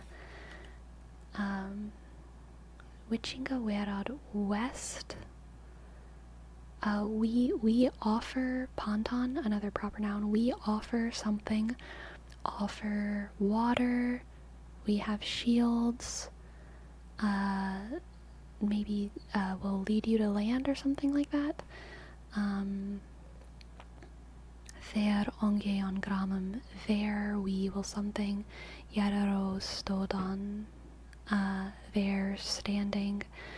Byrtnodd mir byrnum, hei mid bordum heit Wirkan thone wihagan, and that werod, haildan faste wit feondum. Tha was feotane, te at yetote, was seo teeth cumen. That there feam men fealan sheldon, that there fea men I think is something like, it's like a bad adjective, like sad or broken or something like that. That there fea men fealan sheldon fell, their shields fell. There werd ream a chafen, there was death being had. Remas wundan eren asis georn, was on earthum kirum, was on earth something. He laid on tha a fullman fel herdes speru, je grundene jares fleogan, bogan weran busige, bord orf onfeng, bitter was se beoduras, bitter was the something, bernas fell on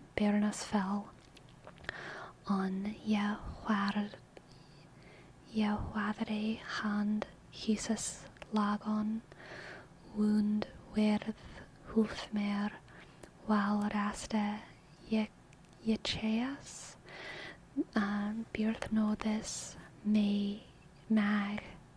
magi, that's a weird one. Hei mid bilum werd, his suster sunu, suide for hewen, there werd wichingum, wiferlean, afigen, Jehilda each that Edward, Anasloga, suide mid his surda, swung his sword. Swinges ne wirna, that him at fotum fail, thai champa, thas him his theoden thunk yesada, tham borthene, tha he birda hafta, swas dame Nathan, Steve he genda, Hies at Hilda, Hogodan gerne, hwa there mid orde eras mite, on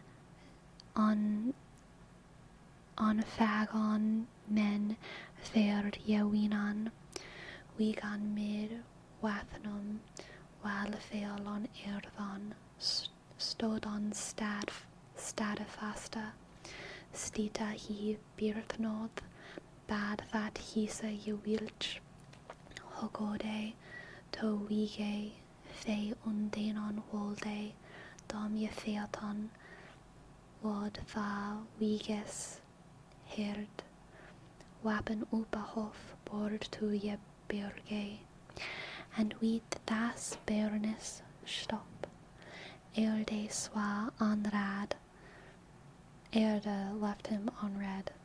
I'm kidding, that's not what it is. Erde swa onrad, il to tham cherla, a ver hira odrum, ifeles hogada, senda tha se sarinch superna gar. Loosen the plot a little bit here, y'all. Definitely more advanced than my comprehension. That je wundad werf, wikena glaford, he chef tha mid tham shielda. He hit him with the shield. That say shaft to berst, and that spede sprengda, that hit sprang ongean. Gegramod werth se Guthrink, he mid geristeng Walangne, Viking, fe him fa hunda forjef, frod was se Virgerink, he let his franken waden, Thor das Jesus hals hand wisada, that he on tham Verschjaban för gerata, da he operna of stichle shed, that se obirna toberst, he was on breostom wound, Thor da rinklokan, him at herden stod, aterna ord se errol was they, blithra, Hlotha modiman sade metoda fang, fas de werches, de him driten forjef, forlet fa dregna sum daroth of handa, fleogana folman, that se to for the wat, porthona alpelan, al apelrides, Thegen him be hilfa stud husa anwerksen, knyt an jakampa, se full kafliche bread of thambeorn, blodninga gar wolf stanis beorn, wolf mer se geonga, fordlet for herne, faren eft ongeon, Od India word that say on earthen lay, they his theoden therla ye rata eod tha yesired, sedge him to thumb errol. He wolda thas beornes beagas ye fikan reof and ringas and yeren on sword. I will end it there.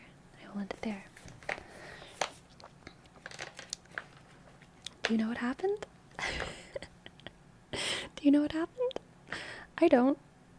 Something crazy though. Oh my god, the tea that was just spilled. That was some hot tea, okay? Let me tell ya.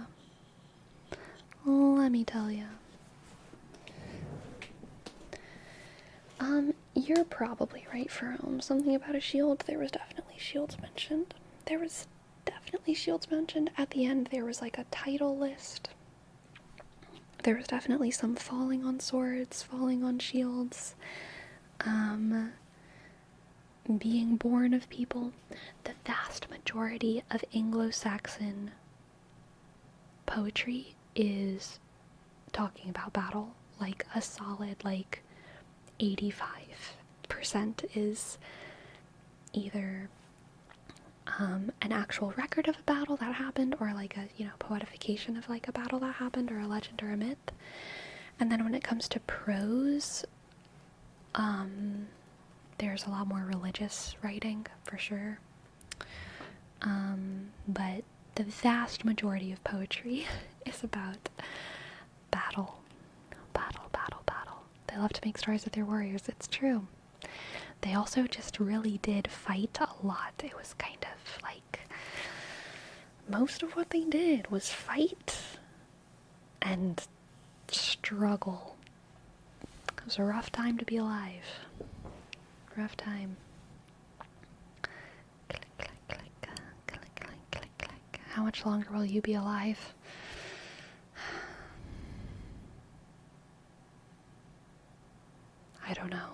I don't know, Tanked Man. I hope I got a couple decades, though. I hope.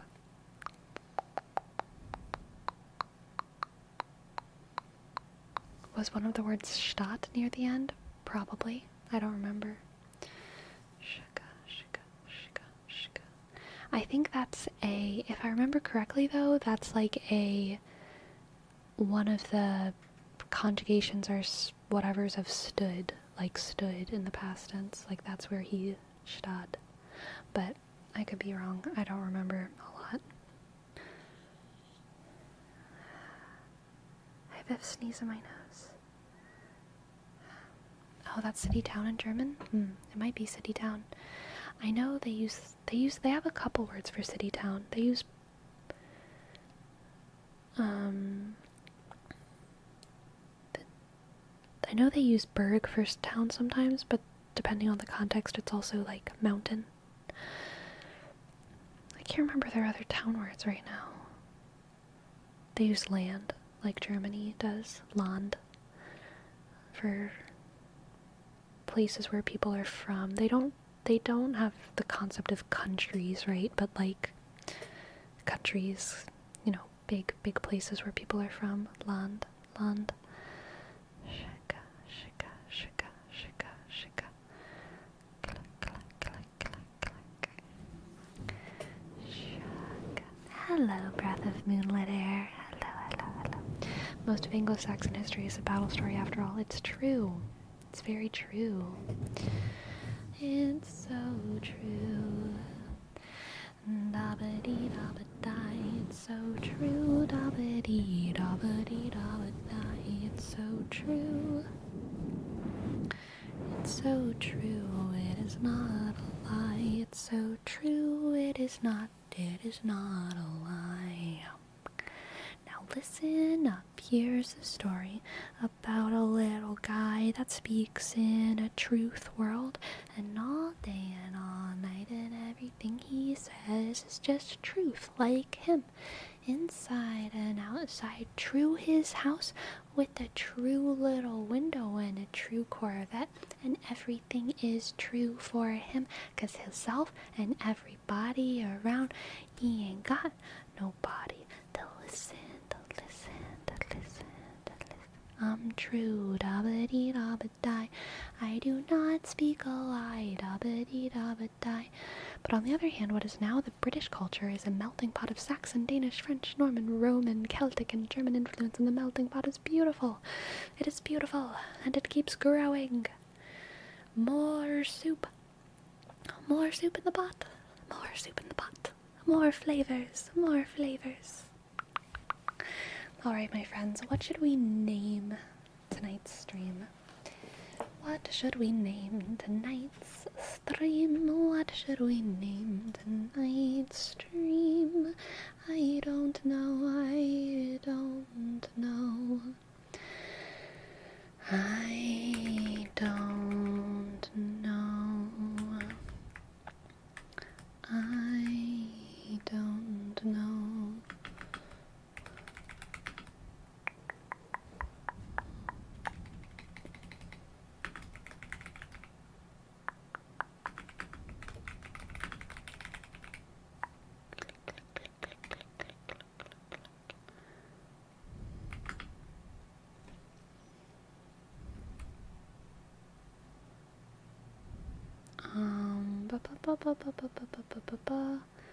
Producing the My Little Pony theme song? I don't even know if I know it. Is it the same one that it was when I was a kid? My little pony, my little pony. Something, something, something, something. I don't know. I don't gotcha. Buzz, buzz, buzz, buzz, buzz. Buzz, buzz. Thank you. Thank you. Thank you for gifting 10 subs. Thank you. I appreciate it. Buzz, buzz. Buzz, buzz, buzz, buzz. Buzz, buzz, buzz. Buzz, buzz, buzz, buzz. Thank you. P-H, click, use. C, C, 2, 1. Thank you. Thank you. I appreciate it. And Heliaris, thank you for a sub. And Christina T. Oh my gosh. Thank you. Thank you, my friends. First fire. Heliaris, H, click. E-L-I dot. A-L-R, I dot.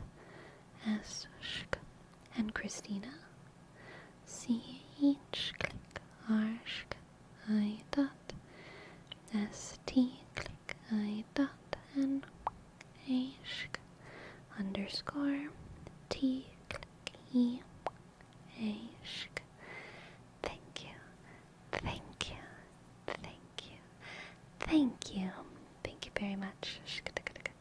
do you say Old English in Old English? I think it would be Aelda. Aelda is old. Aelda and English. English is like the same English, but probably spelled, definitely spelled different. Aelda English. Yes, let's finish titling this. Balance.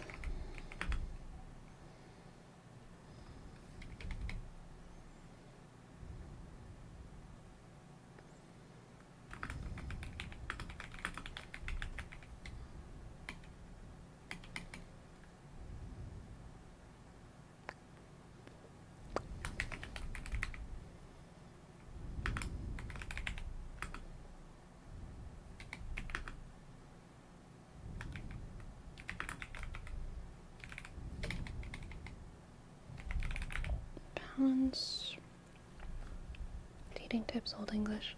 I feel bad putting dating tips in there because, like, literally nothing is revolutionary. Like, I don't know if anyone's gonna learn a dating tip. Dating.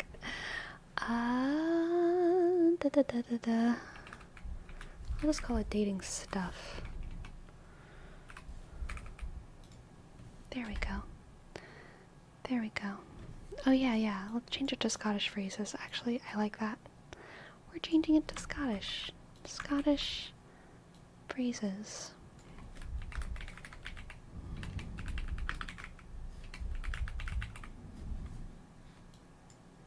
There we go. There we go. There we go. There we go. There we go. There we go. Do do do. Do do do. Okay. Now, who shall we read?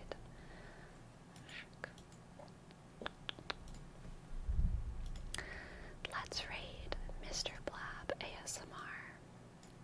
Okay, my friends. Let's read Mr. Blab, Mr. Blab, Mr. Blab. And my friends, I will see you all soon. I will see you all soon. Thank you very much for sharing this night with me. Shark, I'm glad you did your homework. I'm sure you did great. And I hope y'all have a good night and stuff. Farewell, good night, good night, good night, good night. Sleepy, sleepy, sleepy. Sleepy, sleepy, sleepy, sleepy. Good night, good night, good night.